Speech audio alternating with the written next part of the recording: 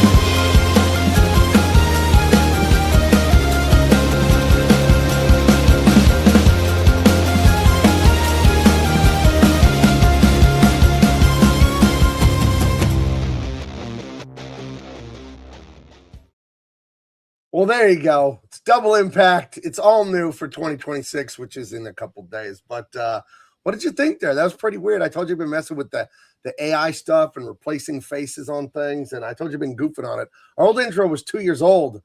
My co-host Jericho Grin. What do you think here? Well, it's crazy how good AI has become, because you could tell it's not like it's a little off. It's not exactly us, but It's the weird. foundation is there.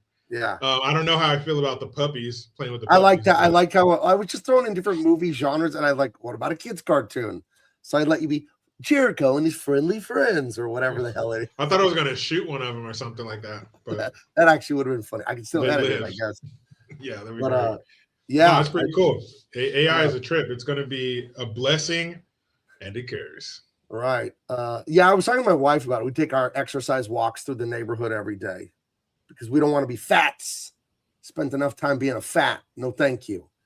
And let's see. I think people think they know what AI is going to do, but like, I don't think people know what it's going to do. I'm trying to imagine a world where these algorithms, these large language models, these agents, these AI agents, they can do like anything, like a genie. You know what I mean? You could tell it, you don't need it to do your work. You don't need Microsoft Excel. Like, you just say, hey, I need a spreadsheet, blah, blah, blah.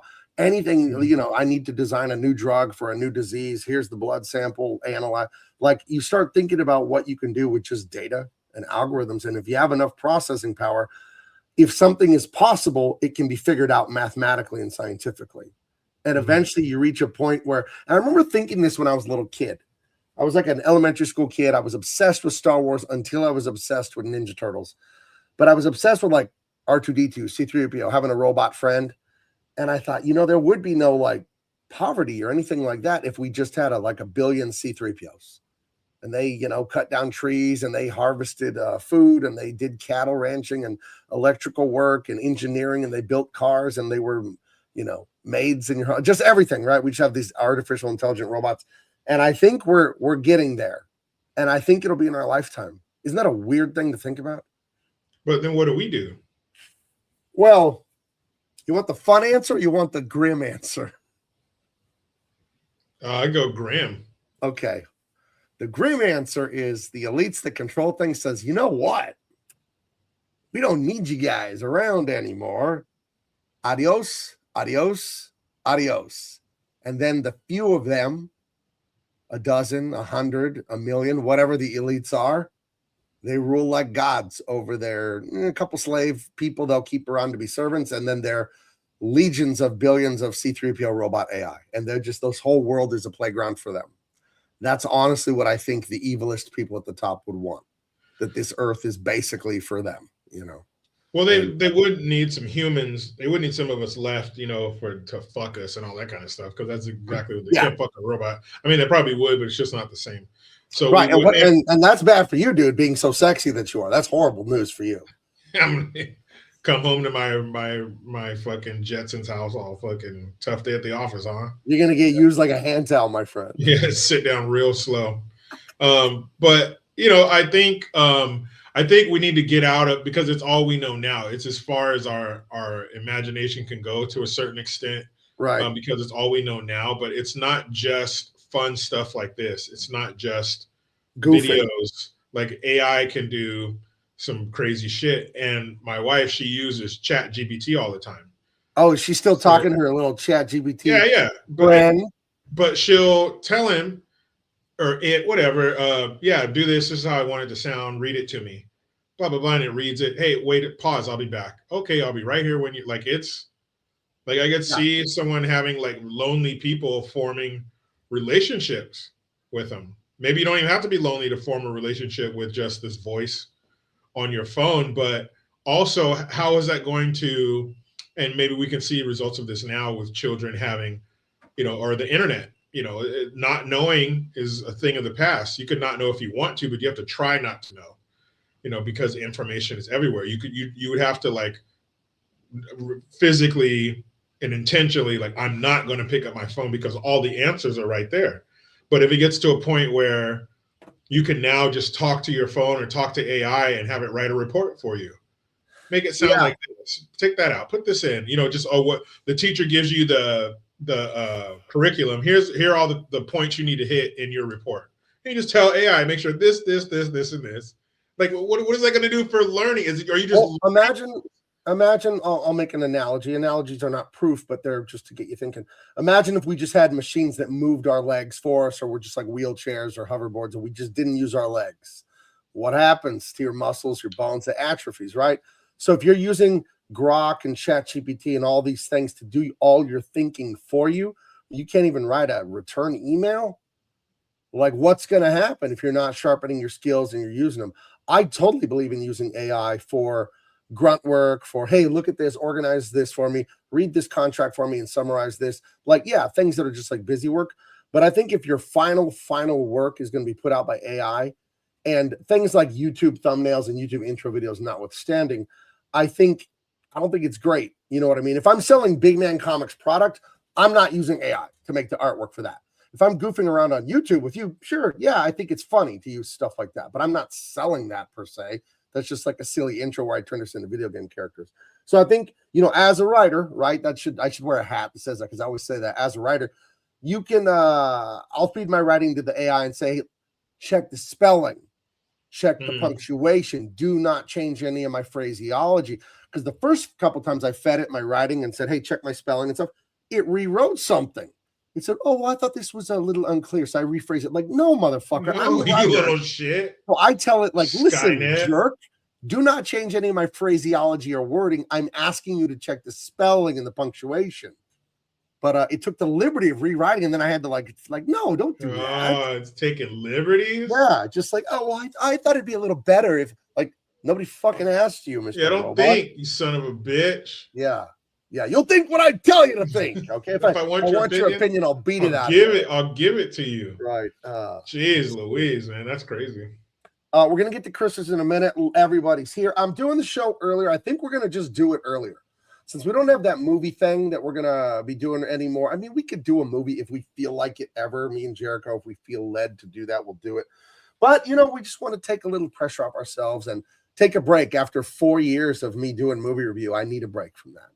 But so we're gonna do Freeform. We agreed, yeah, let's do it earlier. Let's get our East Coast peoples in. Even though East Coast people are very snobby in the sports world. You ever notice that, Jericho, that they never talk about anyone from the Denver Broncos over to the West Coast? They get no love.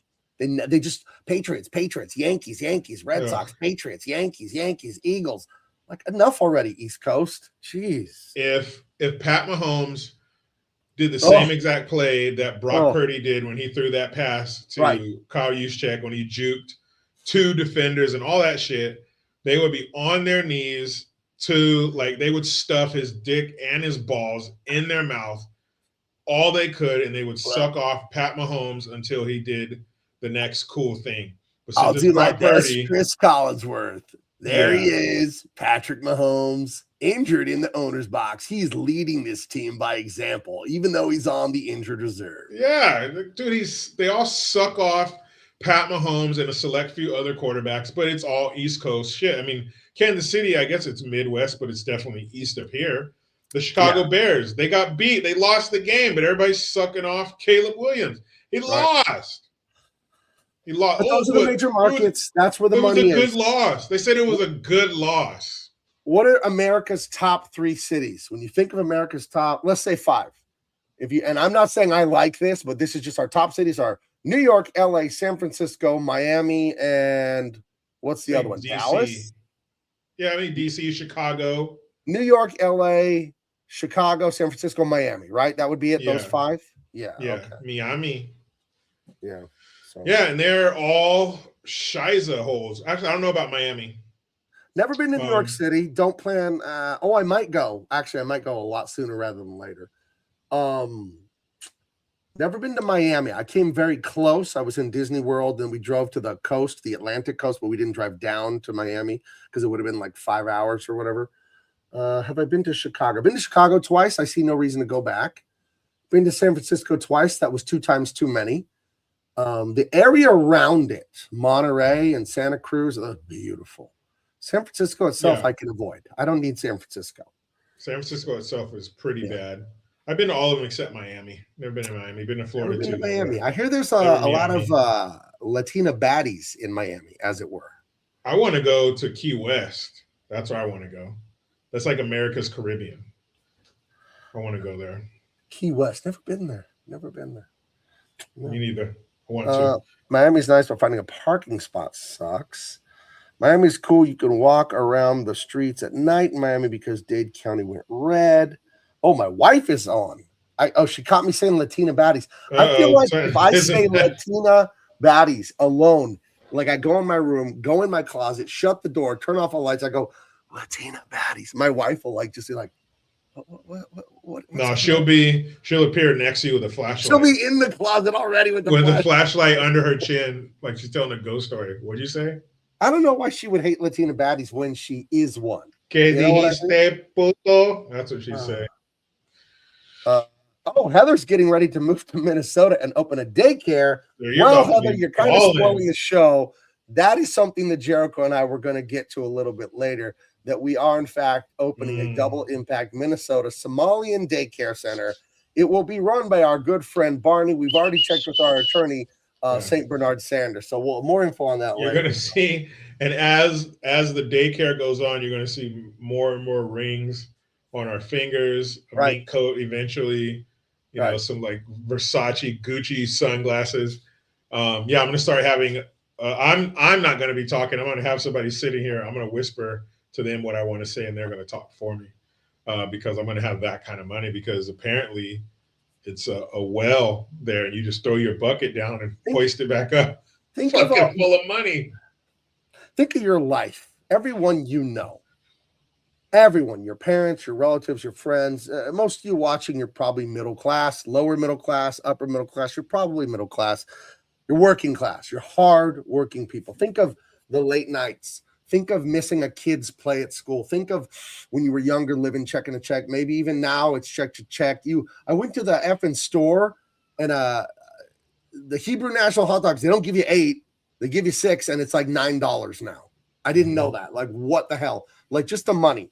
How hard you've worked. Come home, sore feet, work a double shift, work on the weekend. Don't have a day off for 2 weeks straight, blah, blah, blah. You know, Americans are workers. There's a lot of data that says we work more, harder, longer than anyone on earth. We take less vacations, less sick days. We suffer because we believe we can achieve something. And then these ungrateful pieces of shit who hate our country, hate our culture, and here illegally walk in and make more money than so many people like will ever make. And the worst part of it to me, and I'm not going to get mad, I'm going to stay calm, focus on my gratitude of what I do have. The worst part is Trump, Republicans, I love Trump, they're not going to do shit. This is now year 10 of the Trump era, where we discover Democrats are doing all this allegedly illegal shit, and no one gets in trouble.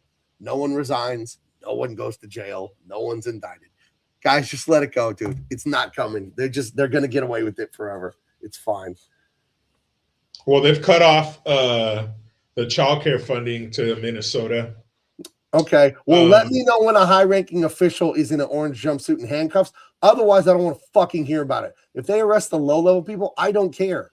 What does that matter? They'll just replace the low-level with more low-level idiots. But the people in charge of it at the top, allegedly, they're gonna just keep doing it, dude. So yeah, there need to be some governors, some Congress women, people like that, because and it's so blatant. You know, what's that guy's name? Nick Shirley.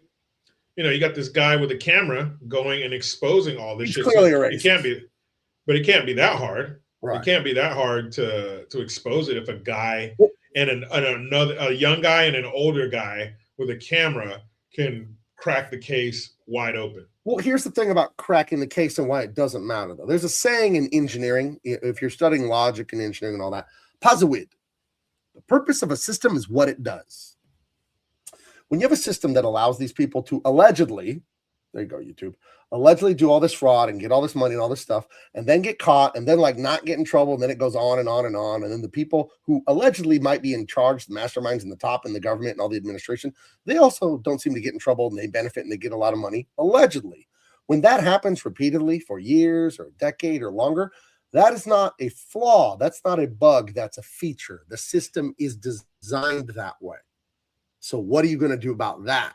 It's not like, oh, the police know, the Republicans know, the FBI knows, all the authorities know, and then just strangely these people, Jericho, owe the government some tax money. See if they find out, right? Oh, yeah, they're going to know. You get a letter, they're going to come, and they won't arrest you probably. They'll just say, hey, you can make payments, blah, blah, blah. Set up a website on irs.com, set up an account, and you can make monthly payments, and they'll work with you, but they know you owe them money, and they're going to get their money. And if you don't pay, they'll garnish and all that and punish you. Yeah. These people do all this stuff for decades, and Russia, and all this stuff that is, in my opinion, allegedly, in my opinion, illegal, and they just get away with it. No one gets arrested. No one gets in trouble. Weapons of mass destruction, all of it, just like this is how it is. Don't be blackpilled. Don't be upset. Don't be sad. Life is great. There's so many wonderful things. I just had one of the best Christmases I've ever had. Wonderful, loving time with my family. So good. Took some time off work. And I'm just going to focus on the positive, and the mess, the garbage, the horrible people. That's God's problem. It's not my problem. So, oh, I think I have a super chat I need to honor. Let me check up on these, and then I want your feedback on me trying to not be blackpilled. Washington State has a zillion of these child care centers, no addresses. Jericho, we got to open some of these child care centers, dude. I'm telling you. Let's see. Jeez. Health and Human Services and Small Business Administration have cut the funding. We'll see. Nick Shirley had the camera, but the older gentleman had been researching it for 5 years. Yeah, well, call me when people are in prison forever, dude. That's all I care about. I don't care about, oh, did you see what Trump tweeted? He really burned the Democrats this time. What fucking good does that do me? And again, not just me, you, your mom, your dad, your cousins, your brother, your aunts, your uncles, siblings, everyone you know, your friends, your loved ones, exhausted, sweaty, sore feet, working. You look at that paycheck, all the taxes they take out, and this is what's happening to your tax money. Do you know what kind of taxes Jericho and I pay to live in California? You have any idea? You don't want to know. Okay? Yeah. You don't. They tax you for every effing thing in this state, and then they're just giving it away. And then also, allegedly, it's coming back to them. Let me look at this super chat, and then I want Jericho's to play the Cranberry Langers for $15. I'm a millionaire. Thank you, dude. Happy New Year, guys. Well, Happy New Year to you, friend. It's going to be a great one. I think it's going to I think we're pulling out of that cultural malaise that hurt things for years, the lockdown. And I think we are rounding a corner here. I'd like to think so. But the floor is yours, Jericho. What do you think of my rant of the last few minutes? I mean, yeah, you don't want to get, down about it. You don't want it to affect your mood or, be in the back of your mind all the time or anything like that. But yeah, dude, it's that pisses me off. It's not so much the money. It is the money. That's for sure. It's not your money. You're stealing it from me. The sweat upon my brow was not for you. It was for me. It was for my countrymen, whoever really needs it. That's who it was for. It wasn't for you. You shouldn't come to my country needing help. You should only come adding. You should come here giving to the system, not taking from the system, not pimping the system, not corrupting the system. But they can't do it without our help. But there's just a certain level of respect that you should have for a country that you come to. and Right. stealing from them is not very respectful. So that is another layer of it that really pisses me off. Yeah, it's the principle of the matter. I mean, the alleged monetary figures are astronomical and insane amounts of money allegedly stolen, fraud, whatever. But it doesn't matter if it was $1. It's the principle of the matter that's a giant middle finger into my face, into my wife's face, who was waiting tables pregnant with our first child while I was like working construction and working in warehouses, and we were dirt poor, but we were just the freaking hardest working people you're ever going to meet. And that's also you in my audience, you, Jericho. And you are we're like the hardest working people, Americans. We are, because we believe that our hard work will pay off. We believe that we'll be rewarded for it. So we work our asses off in this country because we know here in America, at least, you can allegedly be anything you want if you're willing to sweat, willing to bleed, if you're willing to. So I always have. And God has blessed me. We are tremendously successful now, me and my wife. But I remember the lean days. So it isn't about the amount of money, which is terrible. Dude, it's the principle of the matter. How dare you? And then also, how dare you to the good immigrants like my dad, who worked like 3 jobs forever and is just like super responsible, never been arrested, never been in any trouble. He's an immigrant. He's the naturalized citizen. Now he has citizenship. But, you know, how would you like to be an immigrant and you're good, and then people are looking at you sideways because these other jackasses? Yeah, I know how that is with, you know, a certain type of Black folks that live in this country. You know, they definitely give the rest of us a bad name. But wait, what are you talking about? Yeah, right? Like my dad one of his many sayings was, they may be my color, but they ain't my kind. And that's how I feel about Raider fans. And I'm not even I'm like barely half Mexican. I'm like, ugh. Well, it's also not only the financial fraud, but it like I said, it exposes the disrespect. It exposes how they behave in our country, and it exposes what they say about us and how they feel about us. And that's just not right. That doesn't sit with us very well, that you come here. And in a lot of cases, you're a quote unquote refugee. We saved you. You won the lottery. There are over 190 some countries in this world, and you landed on the best one. Like you hit the lottery. How dare you not be here and assimilate and become American? You can have your Somalian roots, but you're American now. You're here now. Yeah, so, American is a thing, and we'll accept you in, and you know, bring the good things from your culture. And then all the reasons why you had to leave your country and culture, leave that shit there because it was hurting leave that you. Bullshit there. Don't bring Sharia law. Don't bring it here. We don't want that shit here. If we wanted Sharia law, we would have had it. We've had enough interactions with Arab countries. We would have adopted it by now if we wanted to. We don't want that bullshit. We don't want you coming over here, bringing your country with you, turning the cities and towns that you live in into the fucking disgusting little shithole you came from. And I wish Trump really did call countries like that shitholes, because he didn't. You know, I heard it from someone who was in the room, and they said they might was that when he called veterans suckers and losers too? It was right after he did that, right? Yeah, right. I love how the news just runs with that shit. Like someone's like, yeah, he said this. Like, I have no proof, no one recorded it, but credible sources told me. Okay. The sitting presidents. Wait, are you telling me the people who hate the president heard him say something? Fuck out of here! Wow. What president would have anything negative to say about POWs? You know, I knew a veteran too. He was a comic book artist and a veteran, and he hated Trump. And he said, I'm not a sucker and a loser. You're a sucker and a loser, Trump. And I didn't say anything to him because whatever, dude. But I just looked at his post online. I'm like, why would you believe it, though? Come on. Like after the Trump era of 10 years, where it has just been Democrat fake news, lie after lie after. The list is like 40 major things. They're just all straight up lies. And there's just total irrefutable proof that it's just lies. At this point, how, dude? How can you be that stupid? Like, I don't know, like whatever. Let me address this question from the chat. Michael Coulter wants to know, Gabe, how in the world were you working construction and you were poor? Because I had no experience working construction and I was just a laborer. So when you're a laborer, they hand you a hammer, and I still have it. I'll grab it and show it to you. I've shown it before. A guy from church said, hey man, you need a job, because I need a job. I needed a new job. I needed money. Things were tough, man. And it was 99. So I was 20. Yeah, I was 20 years old, 21 years old, whatever. Only been married like a year and a half, 2 years. And I got paid $10 an hour to swing a hammer and pull nails and hammer things. And it was really fun. I like construction. It's very manly. You're only with dudes. There's no women complaining if you're telling dirty jokes or messing around the way guys do. And you work real hard. So at the end of the day, you feel really accomplished. You know how it is if you're a guy, even if you've never worked construction or physical labor, fix something in your house. I fixed a sink the other day and I'm like, afterwards, you know what I mean? And I fixed this or fixed that. I tilled my whole yard a month ago, and you feel great. And construction, you did feel like that every day. The only problem is you will beat the shit out of your body if you do it for 20, 30 years. You know what I mean? So I got out of it after a short while and became a professional artist. But yeah, I made $10 an hour because I had no experience. I was a carpenter's apprentice. Now, if I'd stuck around, I would have made some real money, but I stuck around less than a year in construction. But I'll show you my framing hammer. I have it right here. So go ahead, Jericho. I'm grabbing my hammer.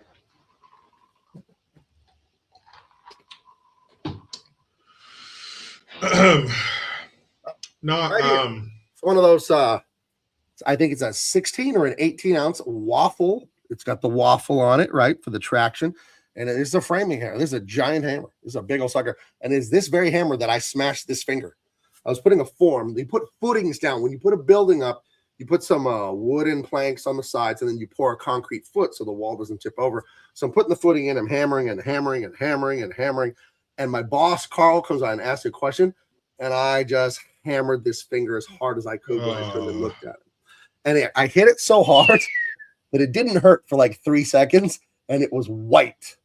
Yeah. And then because I guess I squished all the blood out, and then it turned red and purple, and blood started coming out of my nail, and then it started throbbing. Yeah. But I just wound up with my 19, 20-year-old strength and bang that finger as hard as I could. Oh God, that was not a great time.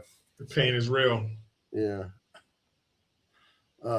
Did you do stuff like that? Did you do construction? I know you went right into the military, but did you ever do like a physical job besides what you did in the military? Oh yeah, I did construction. I did fucking pouring blacktop, landscaping, and just growing up. We had 10 acres. We had fucking animals. Yeah, I worked fucking hard as shit. And yeah, you do feel accomplished. You know, you stand there and look at, we'd build a pen or something like that, or whatever we did all day, split wood, and you look and it's all done. It's like getting dark, and you get in the house and mom has dinner ready. It was fucking awesome. And that's part of the American dream that we have. And that's part of the American dream that they're stealing by, first of all, breaking into our country, taking advantage of our generosity. Because America is not a place. It's not just a place. It's an ideal. It's an idea. It's a belief.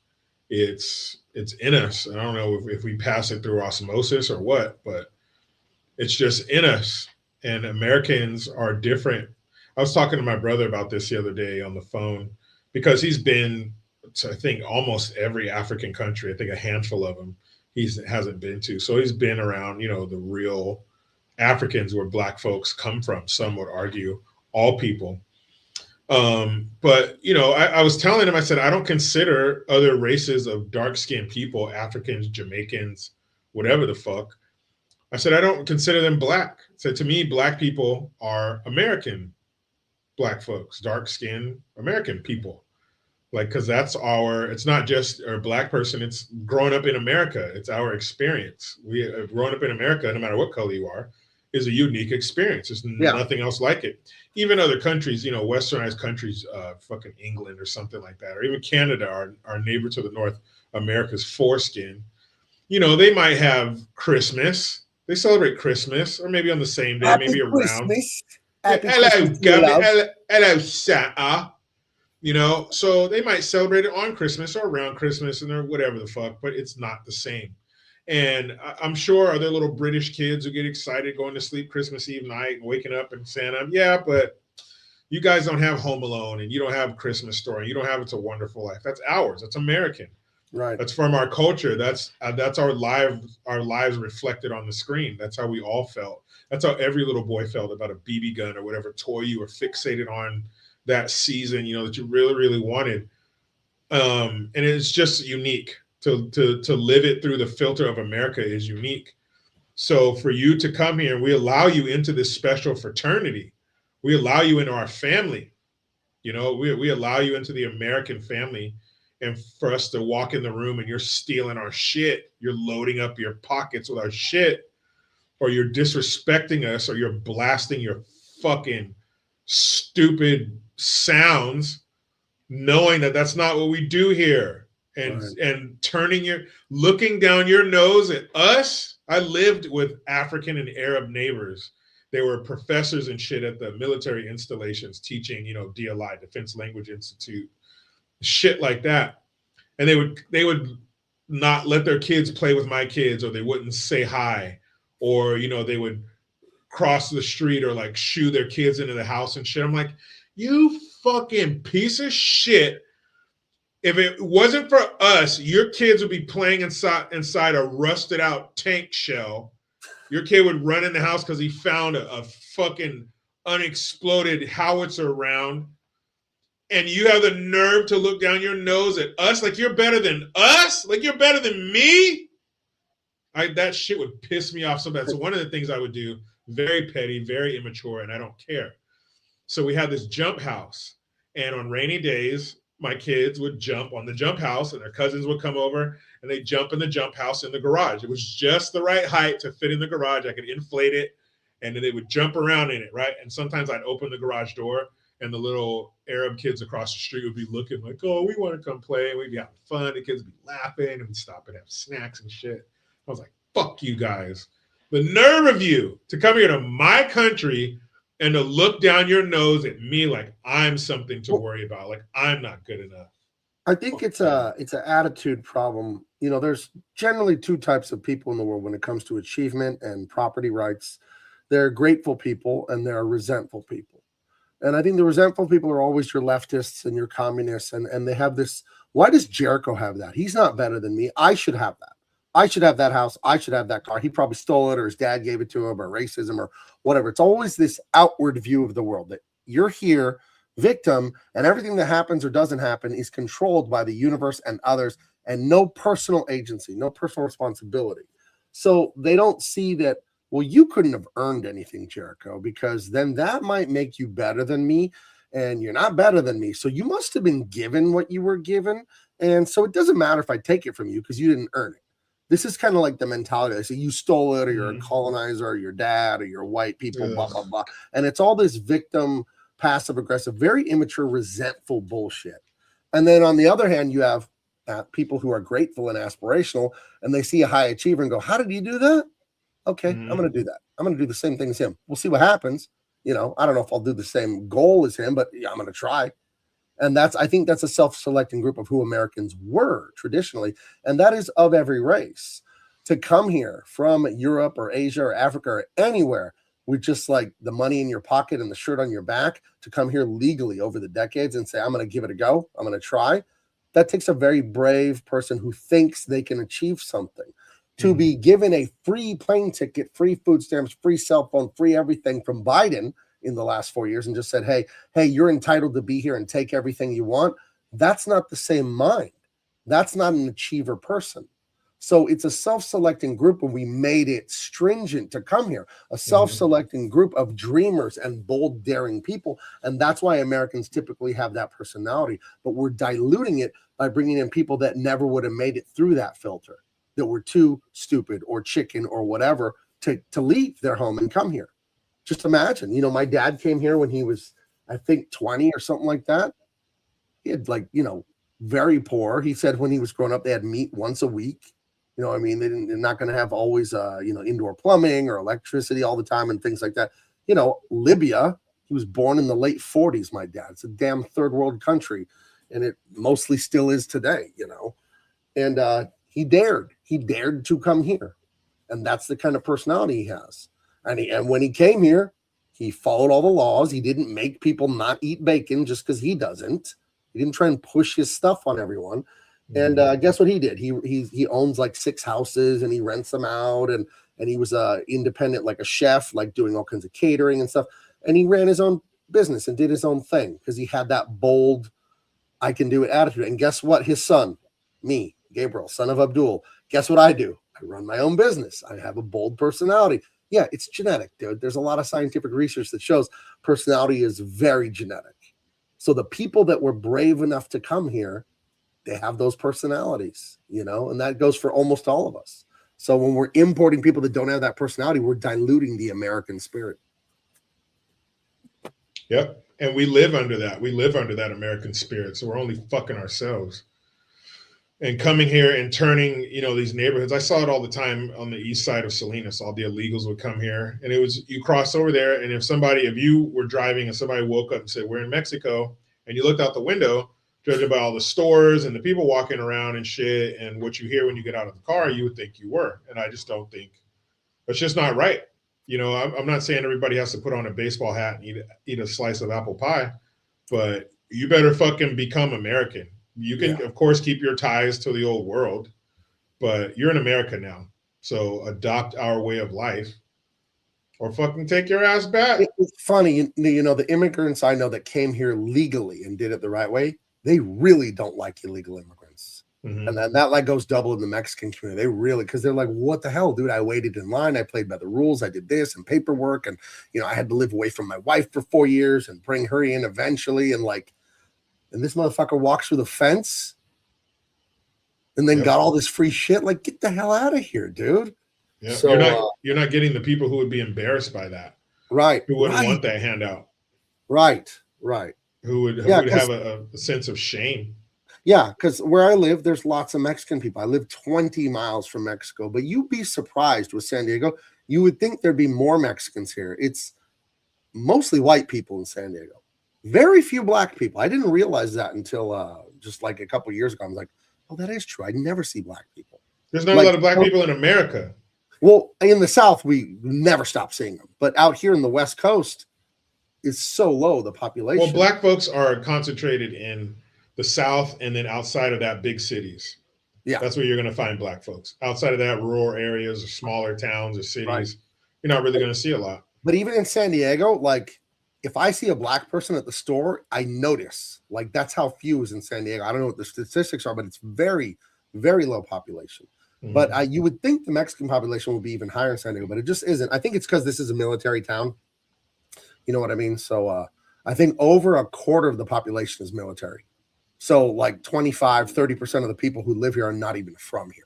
And that's why the sports teams don't have a lot of support in San Diego. If you went to a Charger game when the Chargers used to be here, it was like a Denver Bronco home game. The stands would be orange. You go to a Red Sox game or whatever, it's packed. Although now the Padres have the second best following in Major League Baseball. The only team that sells more tickets than the Padres is the Dodgers. So we got a good following for the one team we have left. No basketball, no hockey, no football. Speaking of the military, because I used to live near Fort Ord, and you drive through there and stuff, cutting through, going to different towns and everything.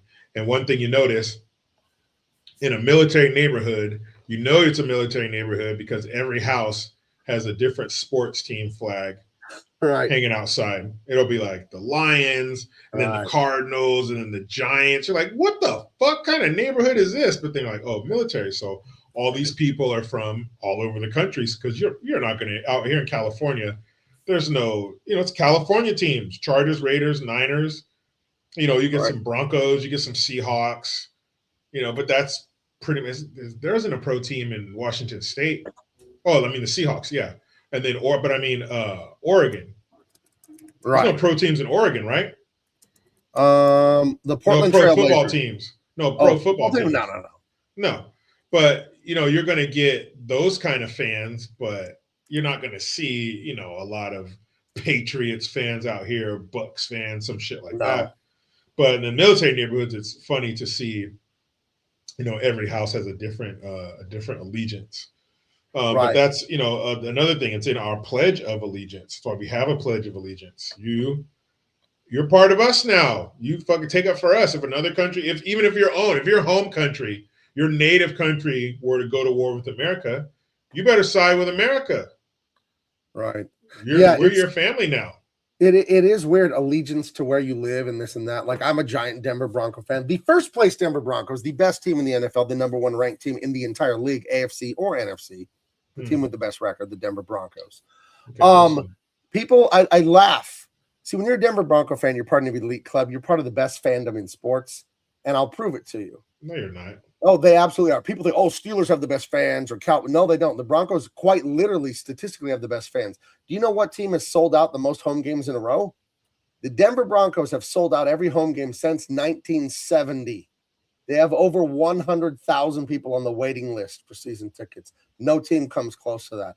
If you spend any time in Colorado, which I've spent about 16 years of my life there, what you'll quickly understand is the religion of the state of Colorado is Denver Broncos. 365 days a year, 24 hours a day, 7 days a week, people wear orange and blue. There's Bronco hats. It's not during the season, not when they're hot and they're getting in the playoffs or they're going to the Super Bowl. It's all day, all week, all month, all year, every decade. It's Broncos 24 hours a day. So that's all you guys have in Colorado. No, they don't. No, they don't. What the fuck else? What other team is in Colorado? The Nuggets? The NBA champion Nuggets, who are like the best record in the league besides Oklahoma right now. Yeah, the best player on earth, before you got that fucking Russian dude or wherever he's from, the Denver Nuggets sucked ass. Serbian. My point is other teams have horrible things and they're not devoted. It is the best fan base. I'm just saying. Because it's all you have. I mean, Colorado is a beautiful place. Do you know that it has more days of sunshine than any other state in the nation? That's it does. Awesome. More than San Diego, and we're very sunny here. But it's a very beautiful that's the only thing you have as far as sports until very recently in Colorado. So See, of course you guys are going to be a fan of it. Secretary, not sure. I prefer San Diego. I live here, but I'm telling there you go. That's because they have nothing else. But that just isn't true. If you spend any time there, it's one of the most beautiful states in the country. Again, yeah. But sports-wise, that's all you have. But it's like if your Colorado Avalanche right now have the best record this far into the season in the history of hockey. And the Colorado Avalanche have been a great team for the last 25 years. How long have they been around? For 25, 30 years. That's 29 nothing. years. That's nothing to sports. In that time, they've won 3 championships. That's more than a lot of teams can say. Gabe, the Broncos have been there the longest, or have been doing well the longest, because you guys had your run in Did you know? 90s. There's another one. Well, not the 90s, the 80s too. Did you know that the Denver Broncos were the winningest? You got smashed in the Super Bowl. The winningest sports team. Hold on. The winningest sports team in the entire world of all major sports leagues for over 30-something years straight. From the time Elway got there until Peyton Manning won the Super Bowl 10 years ago, no team had a better percentage of winning. Not the Patriots, not the Spurs, not Manchester But you're only a big deal in Colorado.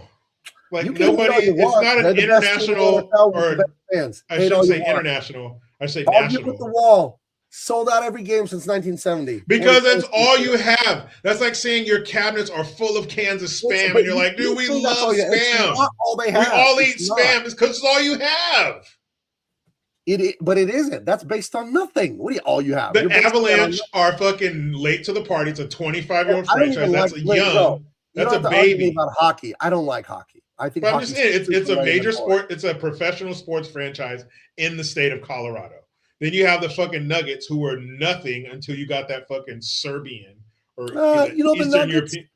The Nuggets were good with Carmelo Anthony like 15 years ago. They made the playoffs many years in a row. They were with Carmelo Anthony. No championships. The Denver Broncos is it. That's your only draw is the Denver Broncos. That doesn't diminish what they've done. No, it doesn't. But as far as all the sold out games, because that's it. There's nowhere else to go. Did you know until Peyton Manning, with the Peyton Manning Super Bowl 10 years ago, Denver Broncos had more Super Bowl appearances than they had losing seasons. That's a good team. They got to the Super Bowl more often than they lost to over 50% of their games. But they lost when they got to the Super Bowl. No, they had 3 rings. That's good. That in the 90s, the late 90s, and then one with Peyton Manning. Right, that's good. But any other time you went to the Super Bowl, you guys got stomped out. Yes, any other time besides the time you won, you lost. No. Not beat. You didn't just lose. You guys got fucked up. I remember my 49ers, 1989. You don't 55 to 10. That was the first one I got. I was 8 years old. It was the first Super Bowl I watched. 8-year-olds don't watch the Super Bowl. I 8-year-olds don't sat watch down and watched the Super Bowl when I was 8 going on 9. Yes, I did. That was the first one I watched, and I watched a curb stomping. I watched the 49ers put the Denver Broncos mouth on the curb and then stomp on the back The of their head first for one 4 I ever quarters. saw was the Niners beat the Bengals in like 89 or 90. Remember that the Niners beat the Cincinnati Bears? Boomer It must have been 90 because we beat you guys in 89. Okay, it was 90. And then the first one I actually sat down and watched was the next one where the Giants beat the Bills on the missed field goal. That was 90 season, 91 Super Bowl. That was the first. And then I think I've watched every Super Bowl since that 91 Giants. So you that were 10. Bengals one, I only watched the end of it. Yeah. You know, the funny thing, I always loved football and I played street football forever, but I didn't watch football until really like I was like a freshman in high school. Do you know when I was a freshman in high school, I didn't know which was the offensive line and which was the defensive line? I thought my logic was defensive line is defending the quarterback. That's what I thought. And then my friend told me, no, it's the other way around. So quite the opposite. Yeah, I think I was a freshman in high school when I found that out. But then I went on to play high school. We won 2 championships, and I coached high school football forever, or Pop Warner forever, and I learned everything about football. So there you go. Let's see. The Lakers beat the Supersonics. What was the that? Lakers? The Ice Cube. Today was a good day. Right. The Lakers right. beat the Supersonics. There are no Seattle Supersonics. You know what I think has worked out quite well? They said for years, for those of you that young, you don't know, Las Vegas never had pro sports teams. Nope. Because there was always this weird thing like, well, if the players live in Vegas, they're going to gamble or something on the games. Today's show brought to you by FanDuel, by the way. But the Vegas Raiders and then the Oakland Athletics are going to go to Vegas. And then you got the Las Vegas Knights hockey team. They already won a championship. Again, I don't like hockey. But they're going to get a basketball team, aren't they? And I think it's going to come from Oakland again or that area or Sacramento. I think the Kings are going to end up in Vegas. And that's awesome. I went to the game. I showed you guys like 3 weeks ago with my son. The Sacramento Kings or the Sacramento Kings? Sacramento Kings. No, because they already have the Knights hockey team. But I think the Kings basketball team, which is just a bad team and they never win and like whatever, they're not drawing enough fans. I think they'll end up taking them. So that means they're going to take 3 teams from the Bay Area: the Raiders, the Athletics in baseball, and the Kings. I think they'll all end up in Vegas, and it's great. Sports in Vegas is great. I've been to the Raider games. I've been to that stadium twice. Been to a lot of UFC fights, and it's awesome to go there for a trip like that. So Oakland is rough. I've never been to Oakland. I've never heard anything good about Oakland. I've heard it is horrific. Is all I've heard. So if you stay like Jack London Square and shit, where all the businesses and stuff like that, yeah, you'll be cool. But you start drifting off in the neighborhoods like East 14th Street and shit like that, nah, man, you're in fucking trouble. Don't go to Oakland. I got a friend of mine who's born and raised in Oakland. And he don't even like to go to Oakland. Stay the fuck out of there. Don't go there for any reason unless you're like rescuing a loved one or some shit. Don't do that. Oakland is off the fucking charts. No way. Raiders got to get their shit together. Too much history. Yeah. You know, the Raiders lost the 2003 Super Bowl to the Buccaneers. Brad Johnson, Warren Sapp, Mike Allstott, all the great Buccaneers. And the Raiders have not been good since. Well, because the Buccaneers had their coach. Right. The Bucs had Gruden. Fucking coach. Right. But Gruden. But and I remember that the Charger or the Raiders center, the Super Bowl, it was the last Super Bowl in San Diego. San Diego used to always get the Super Bowl, but it was the last one here. And the Chargers, or the Raiders center, like went to Tijuana the night before the Super Bowl, and I think he like got high or drunk or drugged allegedly, and then he got like arrested that night, and he didn't play in the game. Mm-hmm. And if you know anything about football, that's the captain of the O-line. He's directing the offense. He's making the calls on the linebacker and the safety and all the blocking schemes. And there's this rhythm that he has with the quarterback of how he snaps it between his legs, and then you can get fumbles. And the Raiders got destroyed. Rich Gannon and those guys, they got destroyed in that game. They got fucked up. And that was the night I remember immediately after the Super Bowl, and I know it's on ABC television. And here's how I know. Jimmy Kimmel debuted right after the Super Bowl. That was his first show as a Tonight host, and one of his guests was Warren Sapp from the winning team. Raiders should not They have got their left. asses beat. Yeah, are you Sure a did. big Jimmy Kimmel guy? The old Jimmy Kimmel, Man Show Jimmy Kimmel. Now he's just a crying pussy. Ramdog wants me to show the Nicolas Cage mantra. No, I can't show copyrighted work, or else they screw with you on YouTube. I can't. Yeah, I saw that. That shit looks weird. Barrett Robbins, that was the guy who was the Raiders center. I keep wanting to say the Chargers center so bad. The Chiefs are leaving Kansas City. Yeah, you know what bothers me about the Kansas City Chiefs? They're not in Kansas. They're in Missouri. That shouldn't be allowed. Why is the city of Kansas straddle the border of Kansas State and Missouri State? Why? It's called Kansas. It should only, I don't know. I didn't even know that. I didn't know the Chiefs were in Missouri until like 10 years ago. I thought they were only in Kansas. The Queefs. What the hell was that? Did you hear that? Yeah. Was that at your place? Because it just came out of my speaker. I don't know. Holy shit. That was weird. Let's see. Some guys from Oakland, he hasn't watched the NFL since they abandoned us. Well, anyway, that's enough hot sports talk. I want to talk about Christmas. Tell me about your Christmas. Tell me about your family. Did you get any good gifts? What did you get your wife? How did it all go? I had a great time, but I want to hear about yours first. It was great. It was just my wife and kids for like Christmas morning. We had a couple of family members come over later. We had my son got a new scooter. My daughter got her new phone. So they were all about that. My son's been riding all over the fucking neighborhood on it. Mom, you need anything delivered? So they had a great time. I got a pizza oven for my birthday. So I put it together and we had wood-fired pizza for dinner. That was cool. That might be our new Christmas tradition for dinner. You're making the dough and everything from scratch? Not this time. My daughter got me a recipe book, and of course, there's all these different doughs you can make. So we'll perfect one. But to save time, I bought some. I found some pretty good dough to buy that was pre-made. It was fucking awesome. But no, man, it was good. I had wood-fired pizza for dinner. It was great. We just chilled, kind of hung out with each other. It was fun. Did you watch a movie? Yeah. Which one did we watch? We watched It's a Wonderful Life.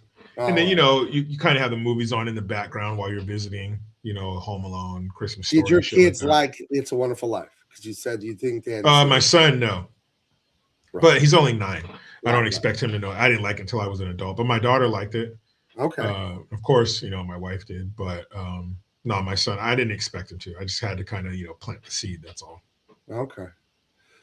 We had a great one. Big Baby woke everyone up around 7 because she finally understands Christmas.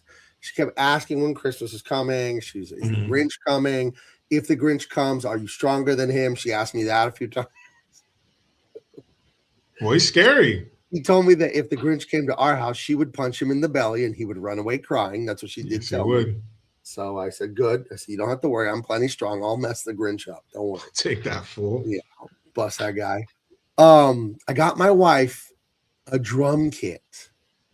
She's always wanted to play the drums. She told me this when we were young. And she played the drums like in middle school, like for a semester in the band. And they didn't have any money. They were dirt poor, living on the Indian reservation, this and that. And I was racking my brain what to get her. And like a month ago or so, I realized I'll get her a drum kit. And then I helped her assemble it. She really, really likes it. And I heard her playing. And I'm like, oh, wow. She already like picking up the first lesson. And it came with some online lessons and this and that and all the equipment and all the stuff and the seeds and everything. And she loves it. So it was an A+ gift. And I told her when I ordered it, I said, you have no idea what I got you. Because we haven't mentioned her and the drums in years. It never comes up. But I remember her mentioning it a few times years ago. And she says, I know. I said, you do not know what I got you. You have no idea. You have no idea what I got you. And there was this big box in the garage, but I taped over everywhere. They said drums on it. And I said, okay, you think you know what I got you? Write it down on a sheet of paper. This is like a month ago. Write it down. And then after you open it, show me the paper. She fucking knew I got her a drum kit somehow.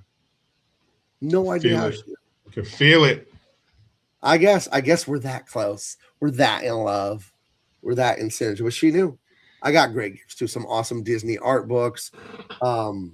What did I get? I got some really good stuff. Everyone got great things. I got a Bo Nix authentic NFL Broncos jersey. Yeah, that's right. That's right. Yeah, that's right. And I got a new Nuggets hat. That's right. That is right. Yeah. So no, it was a great time. We had Christmas at home. Big baby loved opening presents. Everyone had a good time. We had a lot of amazing food. Then we went over to my sister-in-law's boyfriend's house. He's got a pretty decent sized house. So all the people were there. All the Mexicans were there. It's probably about 30, 40 people, and there was a lot of food. It's a good time. And then me and my son did an Irish goodbye. We just kind of snuck out and came home and watched the Bronco game here alone. So didn't want to watch it with everyone else. Just wanted to chill. And no, man, you gotta be focused. It's funny. My son is like me. Like, we're not shy. As you can tell, I'm not shy at all. But like when I'm around a lot of people, maybe there's a lot of people this way, but I know I'm this way. When I'm around like a party or like people, after a while, it's like, okay, that's enough. I gotta go. Like I need to, like, that's nothing against any of you personally, but like I gotta go. I like to be alone, or just really low key sometimes. So there's something about that big party atmosphere where when I'm done, I gotta skedaddle. That's enough. So. So yeah, I'm the same way. It's time to go home. It's time to go. Yeah, and I'm the type of person, like, if we're a few hours from home, I'd be like, hey, we can go now. You guys can fall asleep in the car. I'll fucking drive home right now. Right. Yeah, I've heard part of getting older is like when things get canceled, you're not that upset. Yeah. Oh, exactly. You're almost hoping they do. Oh, right. Then wow, really? Oh, too bad. Oh, we're not going to go to your sister's for the big dinner? Oh, man. Oh, man. Next time. Oh, yeah. Maybe next time. Yeah. Oh, well, they turn around, you're already in pajamas. Oh, cool. You're already microwaving something to eat. Yeah. What's that? Huh? I'm in the kitchen. You know what was great, too? At the Christmas party at the sister-in-law's boyfriend's house, the food was good. Everyone made good food. My wife and I were in charge of bringing the beef roast. You don't want to be the guy that makes a tough, leathery roast. And we did not buy an expensive piece of meat. We bought top round because we're good cooks. And we're like, okay, this is cheap meat, but it's some of the most flavorful on the cow. But you better brine it and braise it and all that correctly. And dude, if we didn't nail it, this thing was dripping juices. It was tender. It was super flavor. We brined it overnight. And when I was going to carve it, right? And I start carving, I'm like, oh God, if this thing is gray inside, I'm going to be so embarrassed. I was ready to drive to KFC and buy a bunch of chicken and stuff if my roast sucked. But my wife killed it on the roast. So you can make good roast out of cheap meat. You got to apply a lot of technique, though. A lot of technique. We did it. So. Got to know what you're doing. All right. So Christmas was a success. I talked to my dad. I talked to my brother. I talked to my mom. I didn't get to hang out with them this Christmas, unfortunately. But that made me a little sad. But what are you going to do? Just circumstance. But New Year's, what are you doing New Year's Eve? You got plans or not? Like New Year, new me. First of all, I like this comment. You're talking too much on a talk show. What the fuck are we supposed to do? You just want to see us? It's a free show, bro. Stare at each other. It's a free. Just stare into each other's eyes. It's a staring contest podcast, right? We do it East Coast style. What's that mean? 9 o'clock, 5, 4, 3, 2, 1. East Coast New Year's. Really? Yeah. That doesn't feel phony to you?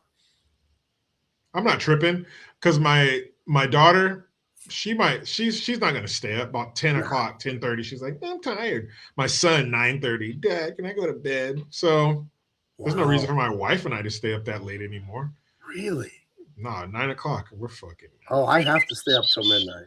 Nah, I have to. I might just stay up by happenstance, but not like, oh, I'm gonna. I kind of don't know what to do those last hours. I don't like that, like Dick Clark's New Year Rockin' Eve or whatever bullshit they put on the TV. But I don't want to watch a movie and then like, oh, I gotta pause the middle of the Dark Night so I can 3, 2, 1. I've never kind of known what to do that last hour or two. I don't drink, I don't do drugs, I don't smoke, so I'm not gonna party. You could start this year. New year, try new things. Try drinking and drugs. Well, Chrome has the question of the year. I think as 2025 comes to a close, what did we learn from 2025? What did we learn? See, that's another thing. Not only is that sign misspelled, but it's just they don't give a fuck. You misspelled it. You misspelled learning on a sign for a learning center. Right. You know, and that also tells me that there are not enough English speakers around there because nobody said, hey, man, you forgot the N in learning. So that means there are a bunch of Somali illegals who don't give a fuck about learning English or reading English or assimilating.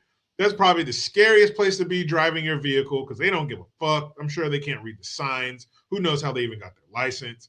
But that just tells me no one around there is fearful of being kicked out of the country. No one's scared of being deported. No one gives a fuck about America because I don't know how many people walk past that sign and say, hey, aren't they missing an N? Nobody in the building, in the learning center said, hey, man, you know, it's like I run a spelling camp and I left an L out of spelling. Well, what the fuck? So it's absolutely disgusting. I hope something is fucking done about it. But why would you even bother hoping at this point? And I don't mean to be black-pilled because I'm glass half full. I'm grateful to God for my life. I have an amazing life. But after the last 10 years of Trump pulling the curtain back on the deep state, the globalists, all the corruption that just goes on, why would you have any, and I'm not trying to mock you or disagree with you, but why would you even believe that anything would be done? I don't. And it's not like this corruption started. Trump just pulled the curtain back to show you what's been going on for all of mankind, basically, but more so with the big, complex governments we can have now with technology. You couldn't have governments this big in the old days. But now that you can have a bigger government, you can just have bigger corruption. But my assumption is everything is corrupt until proven otherwise. I don't give them the benefit of the doubt on anything, and I don't think they'll ever do anything to make it right. I don't think they will. I really don't. I sincerely believe they will not do anything to make it right. You do, though? You really think if he allegedly is guilty, you really think you'll see Tim Walz in handcuffs in prison? Because I don't think I'll ever see something like that. Anything's possible. I think if we do, it like Kevin Garnett. How does Kevin Garnett say? You don't remember when the Celtics won the championship, like 2008? Anything is possible. You don't remember? No. At the time, Adidas had a slogan, "Impossible is nothing." Right? It was going on all their shoe commercials during the NBA Finals, and I think he wore Adidas. And someone told me, "Oh, he was supposed to say that after they won. Impossible is nothing." But he screwed up and said, "Anything is possible," which is also a good phrase. But I was told the lore of that is that he got the slogan wrong. Anyway, that probably cost him. I know. I think if anything is going to happen, it's definitely going to happen. Well, it depends. If Vance doesn't get the 2028 presidency, then it'll have to be done before Trump gets out of office. But if we have that time, I mean, I want it to be done tomorrow. But if Vance is in after, and I don't know. I think Vance, if he feels like somebody who would do something more than Trump would. Maybe it's his youth. Maybe it's just the way he talks. I don't know. Vance just strikes me as, not a lot of bullshit in him and somebody who wants to get shit done. But Trump is not a lot of bullshit and the guy that wants to get done. And look at the machinery of the globalist deep state. Even a guy like Trump, I know he's trying his ass off, and it just seems like not enough changes, Here in California, where you live as well, Jericho, there's a new law that's going into effect like January 1st, and we have a year to comply. Listen to this stupidity. You're not allowed to have any plants or anything flammable within a 5-foot radius of your home. Think about that for a minute. Think about the bushes, the trees, the garden. There's bushes right outside my kid's window. Yeah, people put bushes outside the window for safety, security reasons. That's why you put bushes outside of a window, so weirdos can't walk right up to your window. That's what they're for. Like, that's one of the functions that bushes have outside. And in California, they want you to remove anything flammable within 5 feet of your house. Does that mean like wooden pergolas and awnings have to go and you have to install metal ones? Fucking trees. Yeah, it's and like gardens and like what are we talking about? But like that's just the kind of stuff that goes on and no one does anything about it. And it's just like little quality of life things like that suck. I don't know. So stupid. For what? Yeah. Well, I again, I've told you this before. The leftists, the resentment people. Why do you have that? Why does Elon have money? Why does Gabe get to publish comics? Why does Jericho have 300,000 subs? These people, it's not about changing stuff. It's about ruining stuff. When they go make like super illegal immigrant, gay, disabled Batman instead of the traditional Batman, it's not because they like gay, disabled, illegal immigrants and they want to champion those people. It's about ruining the one that exists by taking it away. See, they don't like tofu. They don't like you enjoying steak. They resent your happiness. They don't like tofu either. Nobody does more than steak. Nobody likes it more than a steak. No fucking buddy. They just want to know. They take so much glee in knowing that you don't have your steak anymore, that we ruined Batman, that we chopped the trees down around your house. They love this. It's satanic, man. It's evil. It's really evil. That's weird. They just love hurting people. It's really disgusting. So let's see how many it's delivery vague. How many people have fences to butter? Yeah, I have wooden fences on my property. What I gotta cut, I gotta get rid of those and get metal fences now. Who's gonna pay for that? Yeah, who's gonna pay to get them removed? Who's gonna buy the fencing supplies? Why? I have a beautiful dog-eared redwood fence gate that I built by hand in my driveway and hung it up because the old gate on that side of my house was rotten. It was probably like 30, 40-year-old wood. It was rotten. When I moved in, it was falling apart. And I built it. I took the care and I took the time. It's a hand-built thing. I put the latches. I put the hinges. I built that. You gonna tell me I have to tear that down and put a metal one in? For how much is a metal gate, dude? Like $1,000? And the time. The one I built by hand out of wood, it was less than $100 in materials.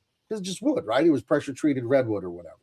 And I got my tools, and I got my saw, and I got my driver bit, and my drill bit, and all my stuff. And, I take pride. Every time I open that gate, I'm like, yeah, I built this.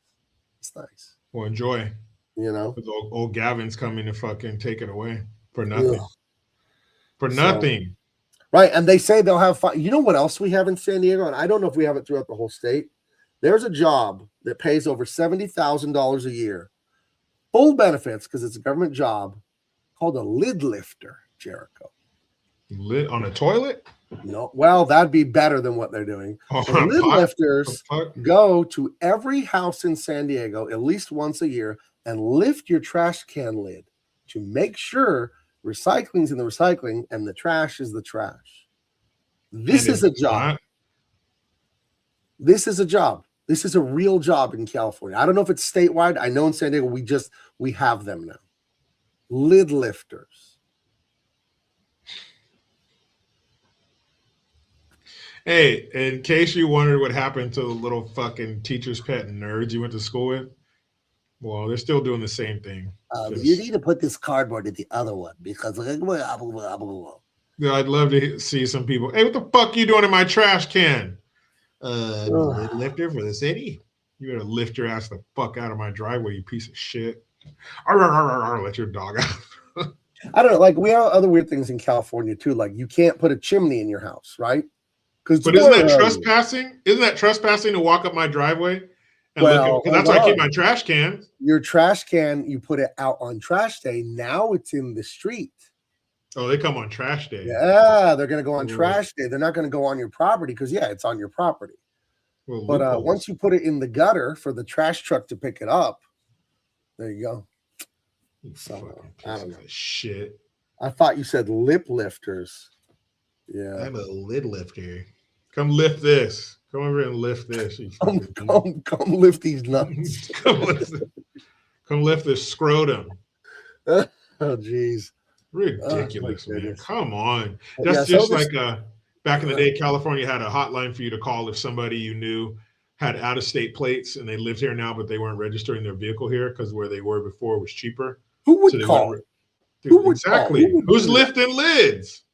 Who is calling that number? Craziest thing? I read the article about the lid lifters and it said that there was no fine at first, like for up to like a year or two. They just give you a warning. This we'll let you go for now. But if I come back and lift your lid, If I come and back, if I find a soda can in your trash. well, see, but what are you supposed to do? Okay, so you order a pizza, you get a pizza box, and it's cardboard, recyclable, but it's covered in pizza grease and cheese, not recyclable. You separate it. This question has been answered. San Diego, or maybe the state of California, I know they gave you a dirty recyclables container to put out there. Stop. Another container? But here's the problem, Jericho. It was the size of a toaster. It was a little plastic bucket. What am I supposed to put in there? To the amount of dirty recycling you can generate per week? What am I supposed to put in there? A paper plate or a dirty napkin with a booger in it? What are we doing? Who used up our one spot in the dirty recycling for the week? We can only put one thing in there per week. Dude, come on. Who makes up these rules? Who makes up these rules? The only thing worse than the rule. You know exactly. You know exactly. An ugly woman. Dude, that's who does stuff like this. Some fat, I saw a fascinating zoological study about like primates. I want you to tell me if this sounds familiar to you in the human realm. I don't know if it was bonobos, chimps, orangutan. I don't know, but it was primates. The females that were kind of ostracized from the pack, from the group, and they didn't get, mating and they didn't have babies. Damn. The females, they would show through study, would try and cause division and trouble and mess things up for the group. The females that were not chosen by the males would try to ruin things for the rest of the tribe of chimps. Does that remind you of anything, Jericho? Yeah, females. Huh, interesting. That's what it reminds me of. Interesting. Jeez. You gotta be a pretty ugly monkey if none of the male monkeys want to bang you. Yeah, monkeys are ugly as fuck. Monkeys are already brutally ugly. Or how ugly do you have to be to not get picked by the other monkey? No, what's even worse is if they're not an ugly monkey, but they're such a bitch monkey that none of the monkeys want to fuck them. They're such a fucking bitch. Just a nagging, complaining monkey. Yeah, they're like, you know what? I can't. All right. I'm going to type into Grok Imagine a sexy orang.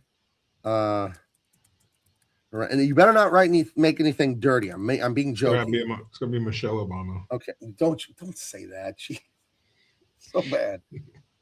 I wrote sexy orangutan and it didn't give me anything. It just former first lady. Gave me regular orangutan. Okay. Well, I'll say an ugly orangutan then. I said orangutan. Now you're going to get. I said orangutan until I was like 28 years old. I didn't know it was orangutan. Yeah. Orangutan. That's just like comes off the tongue better, right? Now you're going to get Ilhan Omar's picture. Okay. Ugly orangutan. It's nothing. It's just the same one. It's the same result. I'll show you. We can play with the image generator if you'd like, though. If you'd like. Hold on. Share screen. Share screen. Entire screen. Okay.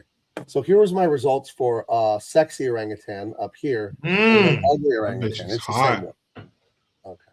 It's a hot bitch. Well, never mind then. Rock didn't want to play. Oh, goodness. So what's coming up for you, man? Anything? What are your do you do New Year's resolutions? Do you do that? I don't. No, I don't really. That's for chicks. That's on the same shelf as karma and fucking my sign. And I'm so like. That's right up there with live, laugh, love, and good vibes. Yeah. Sorry. No, I don't believe in that bullshit. I believe if you're going to do it, you're not going to wait till a certain day. You're just going to do it. So no, I don't believe in that bullshit. And even if you do, keep it to yourself. Don't tell anybody. Right. Don't fucking tell anybody that shit. Yeah, what's with people like needing to be private and going fully public? Russell Wilson, quarterback for the New York Giants, very cringy. Mr. Unlimited. He's one of the most cringy people on earth. He is cringe. Oh, he's the most insincere, validation-seeking, nice guy I've ever seen. But can't stand the guy. Can't stand the guy. And he almost destroyed the Denver Broncos franchise, by the way. But we'll get into that some other time. But he's on the bench. He doesn't play. Everybody hates him. And then he was like, he tweeted out, "Got to go silent and work hard. Got to go monk mode. Got to go ghost and work." And it's like, if you were really going silent, would you tweet to millions of people? No, you just go silent, right? Right. So Going silent in 3, 2. Hey, everybody, I'm going silent, everyone, just so everyone knows. Not talking to any of you for a while. The best way to go silent is just to go silent. That's the best way to do it, Russ. Dude, where I lost respect for Russell Wilson. I mean, he came in the league with the Seahawks. He was our quarterback for years, so I fucking hated Russell Wilson for a long time. On a sports level. Right. But I lost respect for him as a human being once I saw his wife, Sierra, going out in public dressed like a whore. And he's standing there next to her holding her hand like, yeah. I'm like, nah, dude, you're a bitch. You don't let your wife go out showing everything but her fucking birth canal to the world. So that's why I lost respect for old Mr. Unlimited. I agree. Dude. I agree. I've told my wife she's not allowed to wear a bikini at the beach. And I love saying that in public because I know how it makes feminists feel. And it's true. And you could ask my wife. She'll tell you it's true. And she doesn't want to anyway. She's not that way. My wife has social media. I don't think she's ever posted. She's not a needy whore. But that's your bra and underwear. Right. Like that's not, my wife is not wearing that. No, it's certain things what's that James Bond movie, For Your Eyes Only? Right. That's how it is, and that's how it's gonna be. That's how it is. Yeah. That's how it's gonna be. Now, what would you do if your wife wanted to fight you on that, though?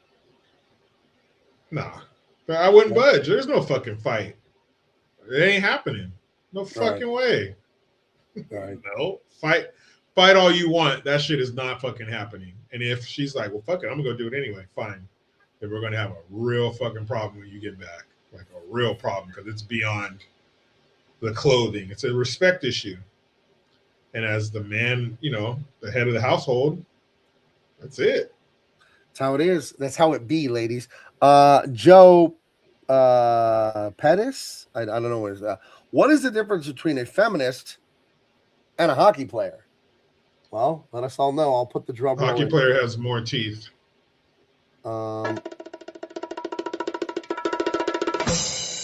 Dude, you got little sound effects and shit on StreamYard now. Yeah, I just found that. I got a dog. Dude, there you go. Oh, wait, there's a boo on here. A large boo. Okay. Let's try the boo. That's funny. Holy shit, there's all kinds of stuff on here. Yeah.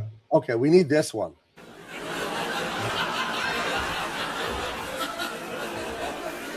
That's actually really good. Dude, they sound good. Yeah, of course. Whoa, that's just one shot. Jeez. What kind of gun do you think that is? It's like a rifle. Sounds a little weird. Hockey. Oh, here's the okay.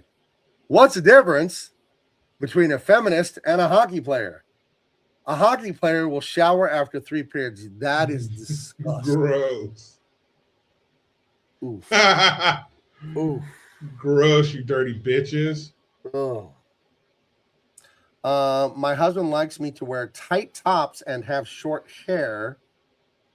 I'm not doing either one of those. Yeah, don't do the short hair. Don't do the short hair. Yeah, don't do the short hair. But at home, yeah, we want you to, put on a little something that tickles his fancy. Go ahead and tickle it. Yeah, I suppose. Yeah. Go ahead. That's cool. What are these sound effects that I found? I don't know. It's ridiculous. Oh my goodness. So going into 2026, what are your new horizons? What are your new goals? I know you don't have any New Year's resolutions. I mean, I don't have any resolutions, but think about where you were last December 2024. You were here with me on the air. You're probably goofing off on something. And now where you are a year later. My life is way better. I thank goodness. When I look at where I was a year ago, things were good, but wow, they're way better now. Things I think are better for you from everything I know. But where do you want to be in a year? Where do you want to be next December when we're celebrating the 5th anniversary of the show? I want to be doing even better. I want to have taken my family on a vacation. I want to go to an event that's been going on for the last few years that I haven't gone to. I want to go to Comic-Con this year. Yes. Yeah, there's a few things, and I think it's doable. I think some things take a lot of time, but some things you could turn around pretty quick. So we'll Right. see. We'll see. Right. Yeah. I think my goals coming up on January 20th, The Unstoppable Tyrus, Volume 1, 128 pages comes out. You guys, the crowdfund is in about 3-4 weeks. The book's done. I finally put it to bed. I sent it off to the printer. I've ordered some t-shirts. Have a big meeting with Tyrus on Thursday. We're gonna have a big meeting. It's gonna be really fun what we're up to here. You're going to love it. You're gonna absolutely love what we're doing. And I already wrote the sequel, but I'm gonna rewrite it. You know how writing is. You write a couple drafts. You got to tighten things up, or maybe you don't actually like this character that you thought you liked. You got to reduce them, increase them. Writing is just like polishing a gem. You know, you got a gem, and pull it out of the earth. It's rough. It's got impurities. You cut, you polish, you cut, you polish, you cut, you polish. And so I'm going to rewrite Tyrus, the sequel again, probably start drawing that at the end of the month. The Dean Cain sequel, the Hong Kong Connection, that will crowdfund after the Tyrus crowdfund. The Tyrus crowdfund is January 20th. The Dean Cain one I'll do like 2.5 months after that, so like sometime early April. That book is almost done as well. And then we're going to have another Tyrus, part 2, and then a Dean Cain part 3, at least do a trilogy of them. So those are really fun. And I have some other amazing like hero stuff coming that a great idea I had that I don't want to share anything about yet. But let's see. You're going to be on Tyrus' show to promote. All will be revealed, friend. All will be revealed. Tyrus and I have very, very big plans for this book. You know, we want to achieve the highest of highs. I'm already involved in the highest grossing independent comic crowdfund of all time. ISOM, number 1, $3.7 million. I'm already involved in one that did quite well. I would like to be involved. I would like to set a new record with the Tyrus book. That is what I would like to. I don't know if it'll happen. In life, the way I look at business, guys, like I have to be prepared to make this book and it make no money and fail. I have to prepare my mind for that. Like it's like going into a football game. You can lose. That's how it is. And you'll play again next week. So if I put something out and it doesn't do what I wanted to do, that's okay. We'll just do another one. We'll just do another. We just stick to things. That's it. That's how I got here.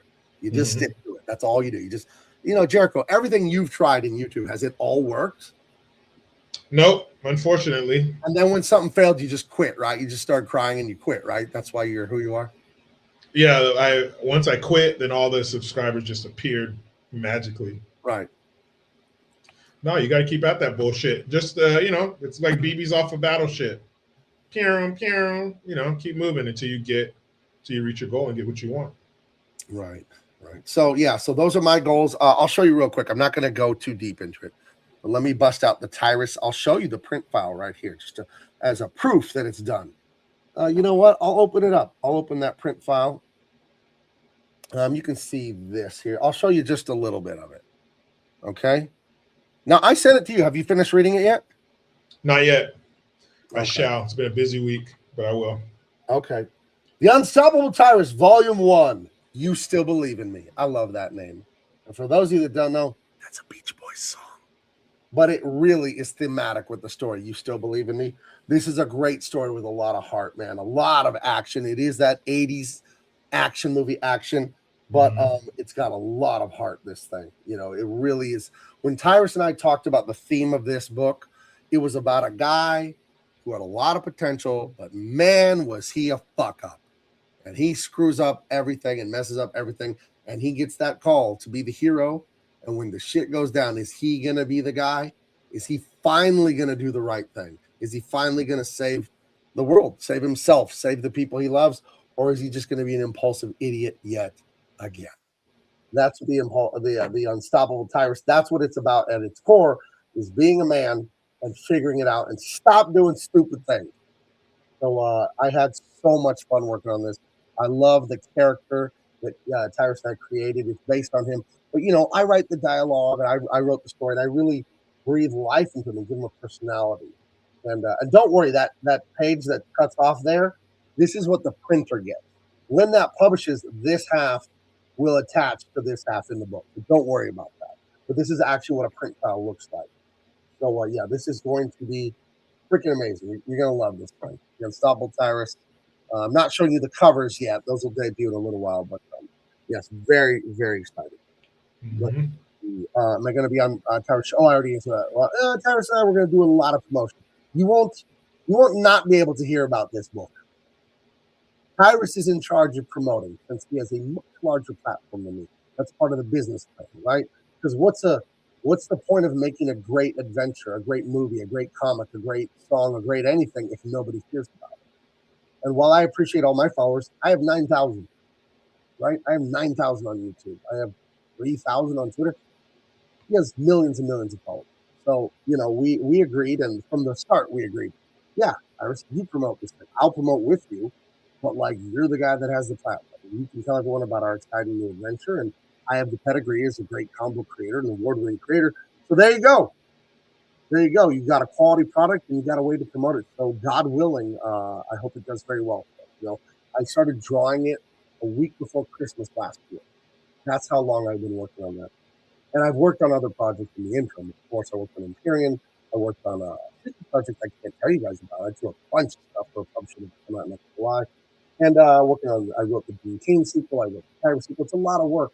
I really do wish I didn't have to do any of the advertising or social media stuff because I just like the writing and the drawing. That's all I really want to do. Just spend my time writing.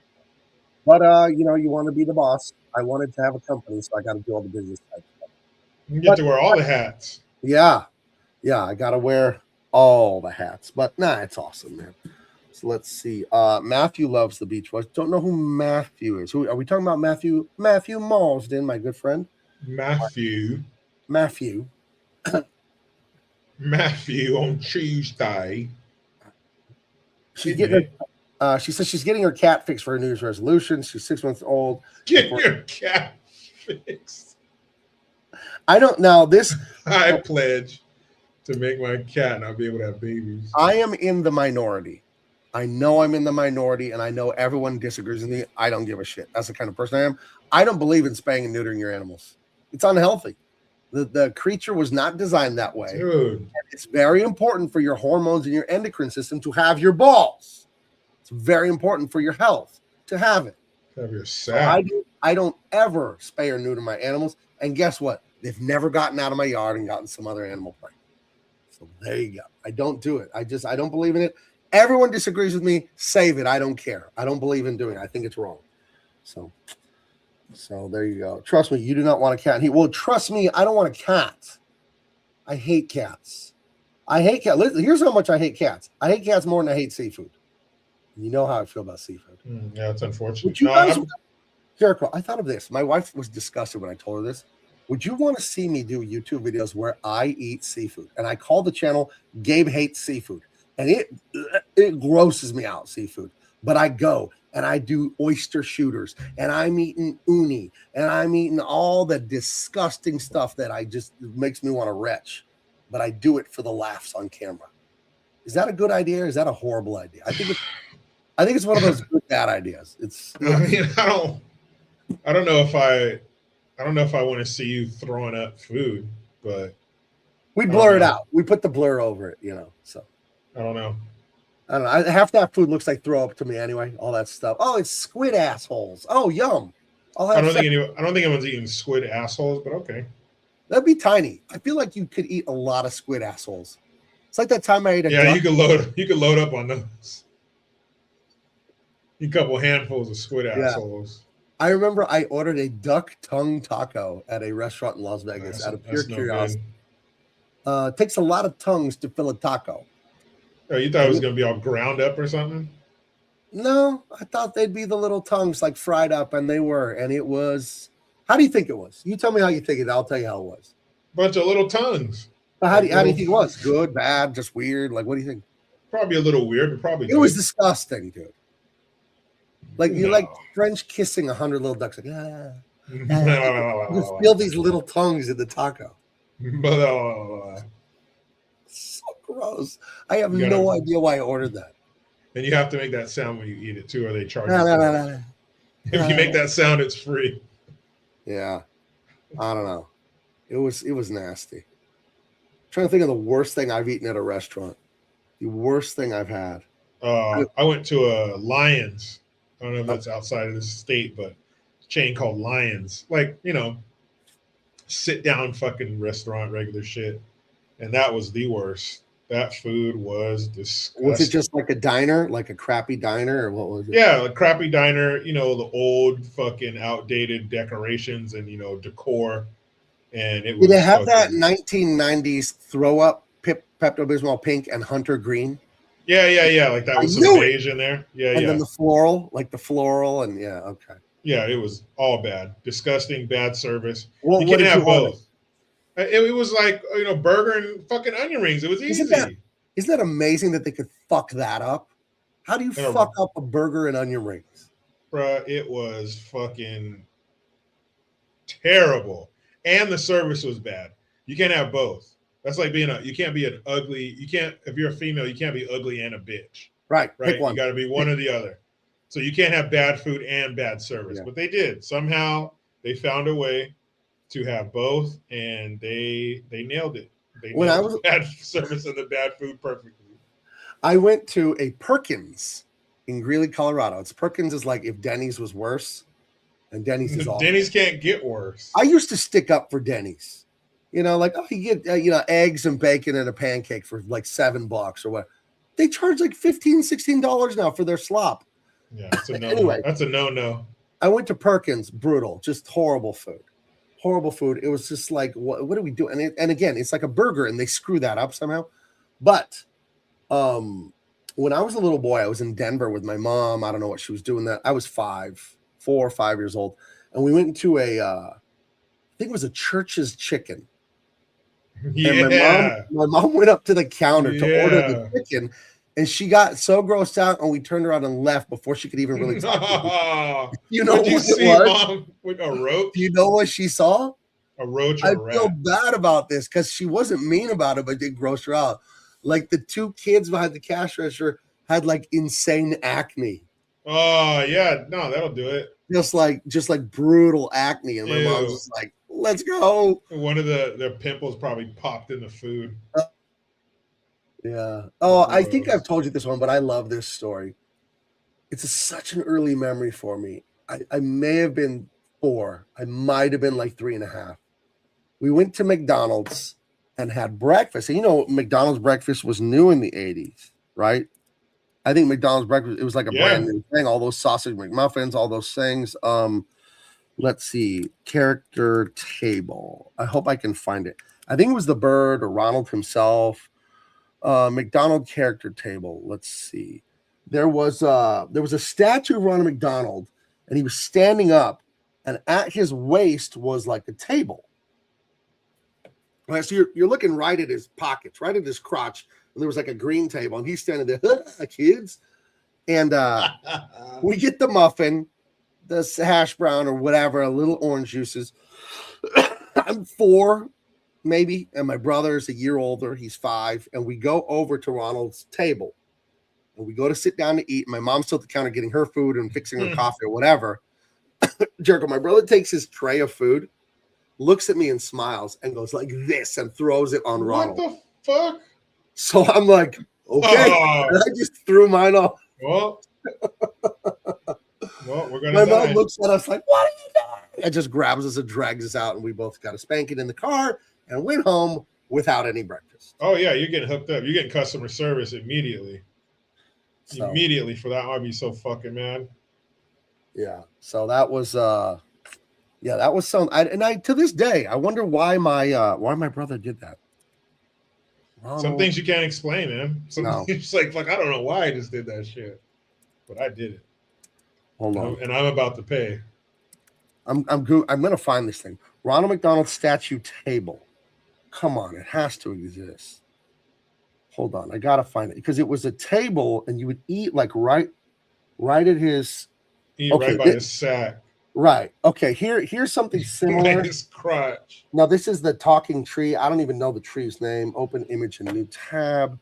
This is how it was, but imagine it's not a tree. It's the see that tree right there above that girl's head? Yeah. Imagine that's Ronald McDonald standing there. So we're like a half moon, and we sit those little kid chairs, and my brother just dumps OJ, a sausage biscuit, and hash browns all over Ronald McDonald's crotch. So I just look at him and go, okay, and I just throw mine. Oh no, you're both getting fucking. Oh, we got it. We got it. We deserved it. You both getting hooked up. You know, special too. My grandfather, World War II veteran, Tim Duran, one of the people I love the most. He was so good to me. He raised me. You know, my parents were not around much, and my parents got divorced, and I was a very lonely, neglected child. But my grandparents, my mom's parents, they raised me. They were very good to me. They raised me a lot when I was little. But I did get a spanking from my grandpa Tim once, and I deserved every bit of it. You earned it. I earned it. It was the only time he ever got mad at me in my entire life. Again, probably 4 years old with my brother Abe. Same age. Maybe this is the next day after we assaulted Ronald McDonald with food. You guys had a hell of a week. My mother had a Corvette, a Stingray T-top, Dr. Pepper red. And my grandpa was taking it to the gas station to fill it up like 3 blocks from the house. My grandfather was born in 1918. He got a job in the 3rd grade, dropped out of school, Great Depression, World War II. He was a cowboy. He was a rancher. He was a tortilla factory. He was beat up. He had like huge arthritic hands.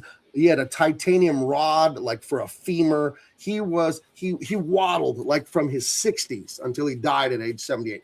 He lived a hard physical life.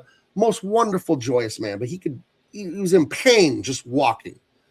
You know, his hands were like catcher's mitts from all the work and the arthritis or whatever I think he must have had or something. So that's the context here, that it hurt him like just to fucking walk, but he would do it anyway. We drove to the gas station like 2-3 blocks away. He was going to buy us some candy and then like fill up my mom's tank and then send us on our way. He goes into the gas station to pay for the gas. In the old days, when Americans could trust each other, you could pump your gas and then pay. So we're sitting in the back of the Corvette, freshly having assaulted Ronald McDonald with orange juice and sausage products. And then my brother turns to me. My grandpa goes in the gas station. Now, grandpa's name was Pampy. You know, you got Nono and Nona and Bebo, and you get your nickname. In my family, my grandfather was Pampy. Okay, that's what we called him, the grandkids. And he goes in to the gas station to pay. My brother Abe, 5 years old. I'm 4 years old. He turns to me and goes, "It's not Pampy. It's a robot. He's trying to get us." Now, you have to understand, I am Star Wars obsessed from age 3 until 12 when Ninja Turtles took over. And I freak out. Abe's right. That is not Pampy. That is a killer robot that Darth Vader probably sent to get us. He's right again. What do? You know what, Abe? Let's take the keys and run home. It's only 2 blocks. We take the keys and we run. And Grandpa didn't see us run. Now, you're a parent, Jericho. You ever lost your kids at the store for just 30 seconds? Oof, yeah, for a split second. It's and you know how that feels. Yeah, I do. You falsely imagine they're kidnapped and they're dead. They've been eaten, sacrificed to some unholy god. That's the imagination. It's not true. It's never going to come true, but that's how it feels for about 10 seconds. They're gone, and you feel like the worst person on earth. Yep. So I can only imagine how my grandfather felt. He comes back to the car. The 2 kids are gone.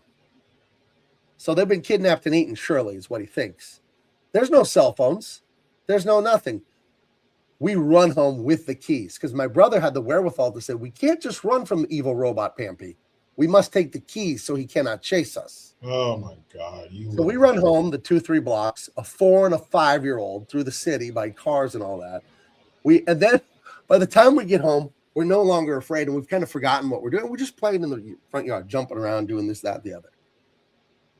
About 5 or 10 minutes of playing in the front yard, my grandma comes out of the house and says, "The grandpa just called. What are you guys doing here? Where is he?" Like, "Oh, she's relieved. They're here." He must have gone back in the gas station and said, "I don't know where the kids are. You know, we got to look for them or we got to call the police or something. And then my grandma looks out the window like, "Oh, they're playing in the front yard." So then, just about the time that they must have not had that conversation because the person that found us in the front yard was my grandfather. That's right. I don't remember. I'm 4 years old. I don't clearly remember. Either way, he comes walking down the street. So he walked home to get the keys from us to go back and get the Corvette. He comes walking, and my grandfather wore cowboy boots.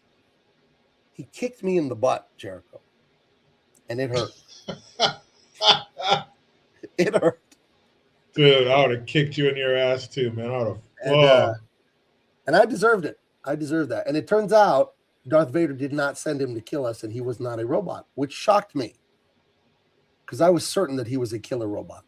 You mean he wasn't a killer robot? No, it turns out Son of a bitch. Turns out it was a flesh and blood grandfather after all. Dude. So, yeah.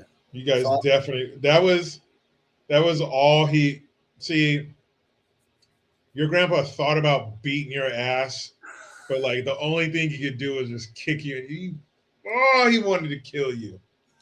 He wanted to kill you. But now that I'm older and I'm a parent, grandparent myself, I realize what he was really upset about. It wasn't the keys, and it wasn't him having to walk, and it wasn't he thought we were dead and kidnapped. It was you being dead. That was the problem. That we scared the shit out of him is why he was so upset at us. You little fuckers. Big Baby did that the other day. It was like Christmas time, cooking, like people were around the house doing stuff, and it got quiet. And she usually plays around the living room or something like that. We don't let her in the backyard playground unless someone's out there. We don't want to get hurt on the big swing set that I got her. And got real quiet. I got up. I go to my son. I'm like, "Hey, you see Ivy?" Trouble. Said, I don't know. He runs out of his. We can't find her anywhere. I have 2 couches in my living room. If you remember, they make like an L. And there's a space behind them that you could go in with a little lamp table and a bookshelf. She crawled down there and hid on purpose and couldn't find her for a while. And you know how those first few seconds feel when you can't find the kids. Well, yeah. But I didn't yell at her because she only turned 3 like 2 weeks ago. Yeah. I said, "Hey, can't do that. Can't hide like that. You can't go in there."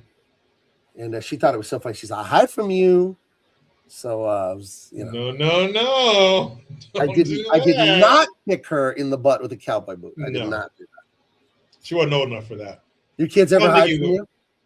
Not like that, fortunately, but I definitely were somewhere crowded and you lose them for a second like that. Some shit like that. Yeah, that's happened before.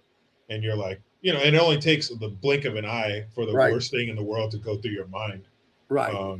But yeah, fortunately, it was just those few seconds. But I was like, "Ooh, you little shit, stay right here." And when they're little and you take them to kid places, you got to be careful. Now, I don't want to blackpill anyone or scare anyone, but you do hear on the news. If you go research it, you'll hear on the news Disney World, Orlando. You'll hear over and over and over. They keep busting. You got to be careful because it's YouTube. Rings of people that are not great to kids. They keep busting them at Disney World. And I want you in the area, not at the park itself. But I want you to do the math there in your head of why those people might be hanging around an area like that. Well, so, yeah. Crocodiles hang around the watering hole, don't they? Right.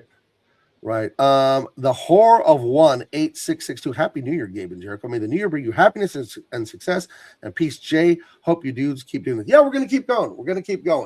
It's no longer a strict rule that we're going to do a movie every week because that just got to be a lot and I need a break from it. I do love it. I do think it's fun, but I just needed a break, guys. We'll do a movie whenever we feel like it. I'm the boss. The show's not going to boss me around. Do what I want. I'm excited for New Year's. What are your New Year's evening plans? I told you I don't really ever know what to watch or do. I don't like those Rockin' Eves and all that, but we're going to cook. I'm going to make pizza and homemade. New Year's Rockin' Eve. New Year's Rockin' Eve on 105.3 The Meat. We're going to do, we're doing a fish fry. Going to fry some cod. Okay. Probably some taters. And then at 9 o'clock, aka East Coast midnight, we're going to crack open some Martinelli's and get crazy. All right. Get crazy. I might have two glasses of Martinelli's if I feel like it. All right.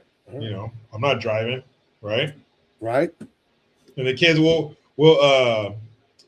get them like a champagne glass, so they feel all grown up. It's cool. My mom used to do that. It's weird. You turn about 17 or 18 years old and the years start going faster and faster. And they don't slow down. They just get faster and faster. I can't. Yep. The blur from the COVID lockdown of 2020 to now, that's going to be 6 years ago, basically. Wow. Right.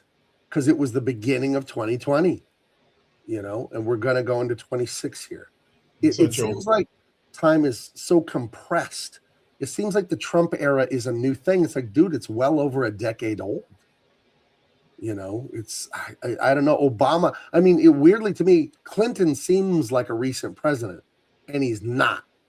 That was 37 or 33 years ago or something like that, But I don't know. It's the 90s seem like a recent time. It's like, no, my 30th my 30th high school reunion is coming this summer. Would you go to that? I don't think I want to go to mine. I don't care. I wasn't really friends with anyone in high school except my one friend Merlin, who we've been friends since 4th grade. We're still best friends. But I wasn't a person that had many friends at all. I was very much a loner. I was on the football team and all that, but I wasn't that guy. I love football, but I'd go to school and I'd go home. I didn't hang out. I never went to a party once in high school, not one time. So I wasn't friends with anyone in high school, really, just my one friend from childhood. And I have no interest in the high school reunion. What about you?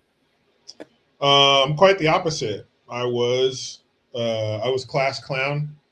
I was popular, hung out with everybody. There are some people I'd like to see, I haven't seen in a while. There's a handful of people that would be really cool to see. But if I were to find out, oh man, you missed your 30th high school reunion last weekend. Yeah, I'm not gonna be like, oh shit. But if I were able to go, I had the time and all that kind of shit, the planets aligned, it'd be cool to see some people. But if it didn't happen, oh well. Because the funny thing, I hope it was like this for everybody, but it was definitely like this for me, that literally the day after high school, none of it matters. The clothes, who you hang out with, all that bullshit, none of it fucking matters. It's just like someone snapped their fingers and all that stuff just didn't fucking matter. And I wish that I had that realization, that epiphany, if you will, years earlier, like the day before my first day of high school, to realize that I was one of those people. Shit, It never mattered to me. I was one of those people that couldn't stand being there. I couldn't stand school. I couldn't wait for it to be over. I think I missed a minimum of like 30 days my senior year. I couldn't even be bothered to like go to school. I just hated school. I didn't talk to anyone. I just liked to draw and lift weights and play football. That was it. Very much a solitary person, which is weird because I'm not shy at all. I have zero stage fright. I'm not a shy person. I just I don't know, the parties and all that. I didn't care. I felt like when I was in high school, like I was watching other people go to high school. I did feel like an outsider, but doesn't everyone feel like an outsider when they're a teenager? Doesn't everyone feel that way? I don't know. So, yeah, I just wish that kind of shit wasn't important to me, like cool clothes and all that kind of bullshit. I just wish that stuff didn't matter, because when you're an adult, dude, no stranger's gonna come up to you and be like, oh, Gabe, wearing those shoes, you weren't at the party, man. Like, nobody gives a fuck. Nobody cares. So I wish, and I'm going to try. I've been trying to impart that on my daughter, because she's going into high school next year. My son's still, he's a 4th grader, so maybe he's not as close to that, but I really want her to, and him too. If he does something or he wants to get something, shoes or clothes or toy or anything like that, I want him to do it because he thinks it's cool, not because, oh, so-and-so's doing it. All these kids, fuck that. If you happen to want to get something that a bunch of kids have, get it because you think it's cool. You want it. You like it. You want to have it. That's totally fine, but don't be following other kids around. Well, he got this, and all right, like one kid dyed his hair blonde. Oh, Dad, I want to dye my hair blonde. I was like, no, wait, you're dyeing your hair. I dyed my hair blonde. I dyed my hair blonde my senior year. Yeah, in high school. Right. He's 9. I'm not dyeing your fucking hair. No. And I said, but if you like that, make sure you like it because you like it, not because you saw a little fucking so-and-so. And I know he's young. He's really little, so hopefully he can understand that. Right. Horror One wants to know, what position did you play in football? I was a defensive lineman. I love playing defensive end. I'm big, but I'm very tall and long. So I'm 6'4", but I have very long genetics. So like your wingspan is supposed to be your height, right? That's typical proportions for most human beings. So if I'm 6'4", then my arms are 6'4". Not true for me. My arms are 6'11". So I have super long arms. I'm tall and long like that. I'm long and I'm strong and I'm down to get the friction on. So ladies. And, so that's great for a defensive end. And ladies, if you want to ride that Mercedes, turn around, stick it out. Why do you say even boys white boys got to shout? They weren't going to shout anyways. What do you mean even white boys got to shout? Of course they would. White boys like a sizable rump too. Yeah. I'm assuming. I don't know how this rumor got started. They just like this pancake ass. I don't know. I mean, there's certain lines, there's certain baselines we have to draw. Right. And that's one of them. Right. You know, everybody has their type, but beautiful is beautiful. Yeah. That's just what it is. Did you ever do raise the when we make a good play in football? Raise the, you know, me and my friends got into sophomore year was the Eric Bieniemy. You ever got this one, Jericho? Remember Eric Bieniemy would make a play and he'd be like this. He was on the Chargers. Was he in a fraternity or something, or those? I don't know. He was a CU Buffalo in college. He did really well in the Buffs, and then he was on the Chargers and a few other teams. But I remember he would score a touchdown or whatever, and he'd do these weird like horn antler. I don't know what he was doing. No, because usually those guys are in a fraternity and they go like this, and that's their fraternity. Oh, okay. Fraternity signs. I think that's probably what he was doing. I did college. Q dogs or some shit. I don't know. I did high school like a kind of like a loner guy like that, and I did college the same way. I was married and had 2 kids and had 3 jobs when I was in college. So I would go to class and go home. I did not do the college experience, even though I went to a real university, Northern Colorado, and I got a real degree. I got a bachelor's in visual arts with an emphasis in graphic design. That's what my actual degree is from the School of Visual Arts at the University of Northern Colorado. So, geez, and I've been out of college for 22 years. My goodness. I didn't go to college right out of high school. I started college when I was 21 or 22. I just tried to become a comic book artist right out of high school, so I didn't go to school. And it didn't really work. I got a few little art jobs here and there. And I don't think I needed to go to college. I think I just needed more practice and more time drawing. And then eventually I got hired in comics. And I think that would have happened either way if I went to college or not. Like drawing is drawing, right? So I don't know. So you ever see that video of Nehemiah Grove, dude carrying torches and wearing robe and looking at Bohemian Grove, torches and wearing robe and looking at some outfit. Yeah, everyone's seen that. That's weird shit. Who knows what that is? Who knows if that's real? It's a psyop. It's propaganda. I don't know. So there we are. So let me ask you. We're gonna wind down here. We're doing 2 hours. We got about 8 minutes left. 2025. Do you remember much about it? I know time flies by like a blur, but like any notable things? I mean, you lost a lot of weight this year. That's fantastic. I love that for you. It's controlled meth use. I'll talk about it later. Okay. But, 2025. Jeez Louise. What the fuck did happen? We lost a lot of celebrities in 2025. That's always sad. One of my favorite celebrities, the great Brian Wilson of the Beach Boys, who I always mention. What the fuck else happened this year? Let's ask AI. Top 10 news stories. You know what's weird about AI? It's so new, right? And I can't remember life before it, really. AI. It's like the cell phone and mobile internet and social media. Most of our lives, we didn't have that, but you can't remember life without it, right? That's AI in Mexico. AI. AI.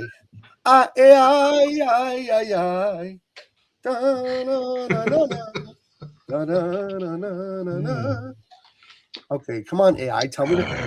I'm being impatient with AI. It's like when you stand in front of the microwave and you're like getting impatient because there's 12 seconds left on your AI. seat. You took more than 4 seconds. Come on, AI. You've taken 33 seconds to sum up 2025 for me, you fucking slouch. Entire year, you piece of shit. Yeah. Get it together, dude. I don't know about this shit. Instead of me doing any show prep or research myself, I want an answer now. Don't care how I want it now. Is that Veruca Salt or who is that? That's right, a little bitch. Daddy. Oh, I want a golden goose now, Daddy. Come on, Veruca. I told you, Daddy. I'll get it for you, Veruca. Come on, Wonka. How much for the goose? Oh, little shit. And why is it it went to bad egg? So burn. It's a bad egg. Oh, I love it. Why do they make the other Willy Wonka movies? The first one is insane. It's so good. Yes. Why did it? Good day, sir. Good day, sir. You stole fizzy lifting drinks. He's all, et cetera, et cetera, et cetera. Read the fine print, stupid. And he goes, what did he tell him? my favorite kid was Augustus, a little fat German kid. Augustus, and they stuck the microphone in his dad's face, and his dad just bit the head off the microphone and fucking ate it. That was so funny. Augustus, and he fell in the chocolate. Dude, you know how cool that shit was. Augustus Gloop. You know how cool that shit was as a kid to watch Willy Wonka, and when they go into the factory, how everything was edible. Like he took the flower off of the leaf and he drank the tea out of it and ate the cup. That concept is so cool, like everything being edible. I just fucking love that as a kid. Yeah. How cool. Yeah, the first one was I only like the original. The other Willy Wonkas can go to hell. I don't like it.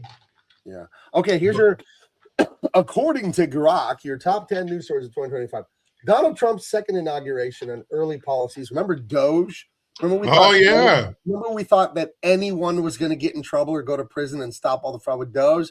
Wah, wah. That didn't happen. Nothing happened. The U.S. tariffs and global trade war. So far, Trump has been right about the tariff stuff. I didn't know if he was right or wrong. That's how we used to get our fucking money. What happened? Why you want to take it from us instead of the rest of the world? Yeah. Fragile ceasefire in the Israel-Hamas war. That okay. Hey, Middle East, fuck you guys. I'm so sick of your wars. Let them fight and kill each other. Stop that shit. You gotta be like who's that Japanese actor in the Godzilla movie? Let them fight. Yeah, dude, let them give a fuck. I remember seeing that Lebanon got bombed on the news when I was 4 or 5 years old, and I ran into the room and I said, "Dad, they bombed your country." He said, "No, I'm from Libya, not Lebanon." I was like, "Oh." Like, so, I'll be back. They'll probably get bombed pretty soon, too. Last year started off with the devastating wildfires here in California. Was that last year? Yet, they have not issued a single permit for the Palisade. Gabe, no, that's not true. Because Karen Bass got up there and said that they were going to fast track everything and they were going to cut through the red tape and get that shit done. So you're lying. Because she wouldn't lie to us. Well, she definitely wouldn't lie to us. That's for sure. No way.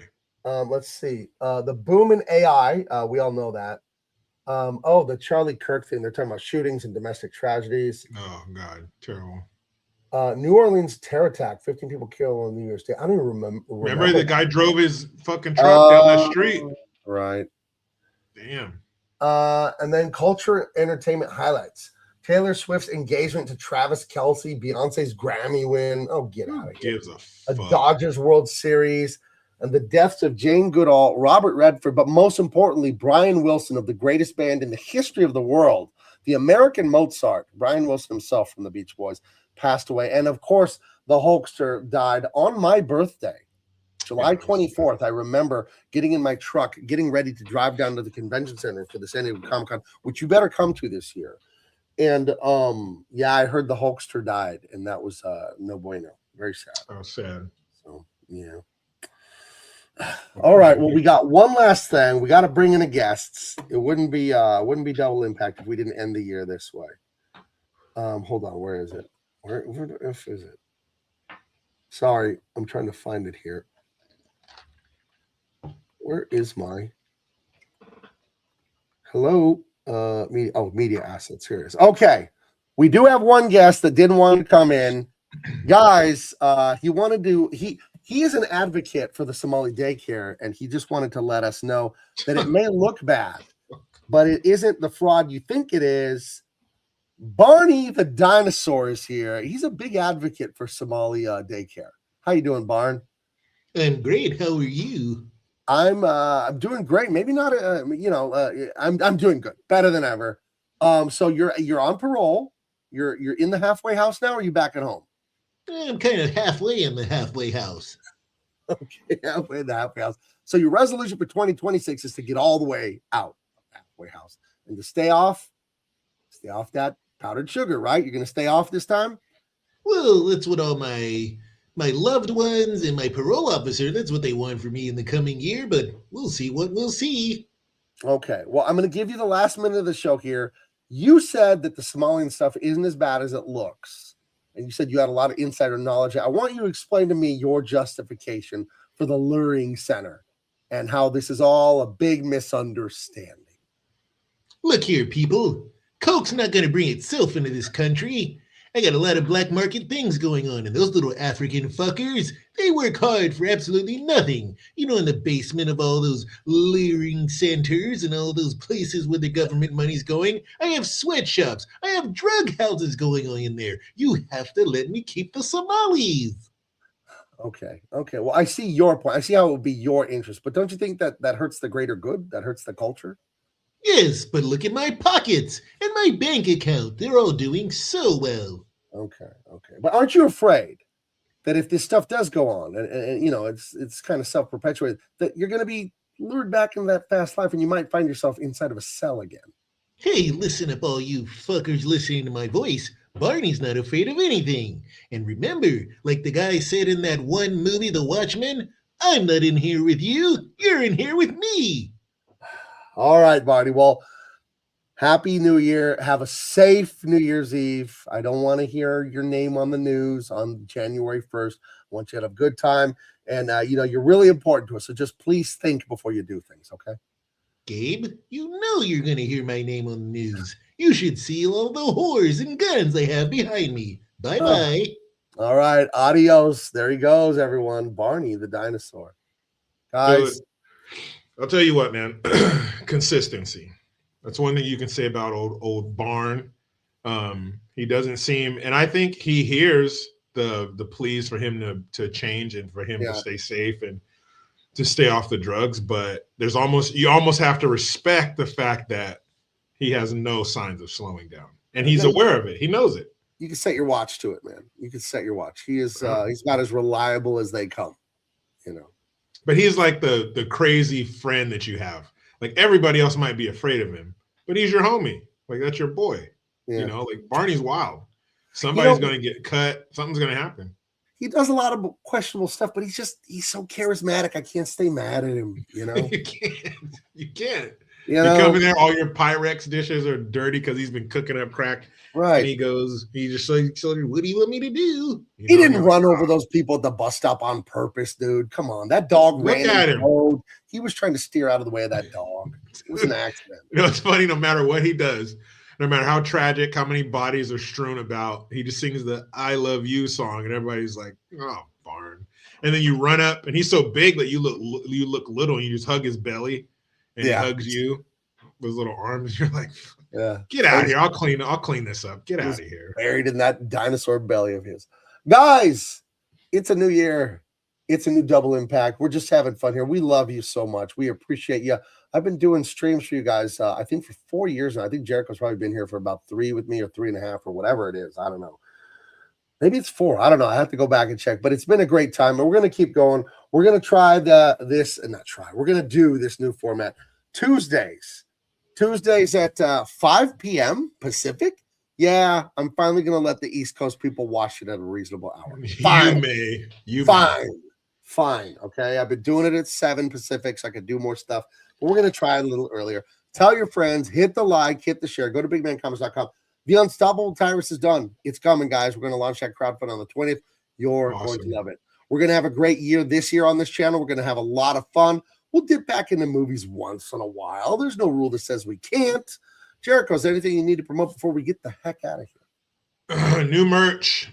Tons of new merch. And you have until January 1st. I mean, you know, this is going to live forever. But now. Say it like you're a terrorist giving demands. You have until January 1st. you have until January 1st to get 40% off all green gear. Do it now. All right. Let's see the chat here. George Floyd subscribe. Oh, boy. Can you have more special guests? Oh, yeah. We'll have more special guests. One that in 2020, I'll leave you at 25 with this note, because I never addressed it, because it's not my business, because I'm not family or friends. I guess I have 1 degree of separation, though, from Hulk Hogan himself, who was a hero of mine in the 80s. We had a lot of fun with him on this channel, but it was all out of love. If you were not a child of the 80s, you don't know what Hulk Hogan meant to us. He was up there. Mom, apple pie, baseball, Hulk Hogan. It was G.I. Joe trend. Like he was part of the zeitgeist. And when he died in the summer, it was sad. And I talked to Jericho off the air, like, can't have him on the show anymore. It's like, what do we get? Like, the guy died. Like, we can't do that anymore. So, and then someone in the chat said have his ghost as a character. I'm like, I don't know. I would only have someone's ghost if they were like a historical figure, like Abraham Lincoln or something like that. So to me, that wouldn't be funny to have his ghost out here. So that's why you never saw him again. But we do love the Hulkster, and we do love Pastamania. We do. But I mean, enough time always passes. Like you said, if we did an Abraham Lincoln ghost, Yeah, nobody would care. But 6 months, after that, and whatever. When did he die? 1864. right. I'm sure in 1864 it probably was in bad taste to do Abraham Lincoln jokes. But hey, maybe another 200 years go by, we can do Hulk Hogan jokes again. There is an Abraham Lincoln joke I love. It's like, well, other than that, how did you like the play, Mrs. Lincoln? Yeah. Other than that one part. Yeah, it was see, just that one wouldn't have been funny 6 months later. No. Yeah. Like, I think you're being a little picky. It was just one part of the show, lady. How was the rest of it? All right, guys. But yeah, I want to get into a lot of the improv comedy, and I want to play with the audience, ask you guys questions, more poll of polls. But maybe you guys could feed us some improv. I had fun that one night we made up a movie. I thought that was fantastic. The time we made up that stupid Lost Arnold Schwarzenegger movie. So we'll think of stuff. We'll keep you entertained. Please have a safe and happy New Year celebration. Have a wonderful 2026. Guys, glass half full. It's a lot of ugly, bad shit going on in the world, but think of all the miracles you have. You guys are a miracle to me. I will talk to you later.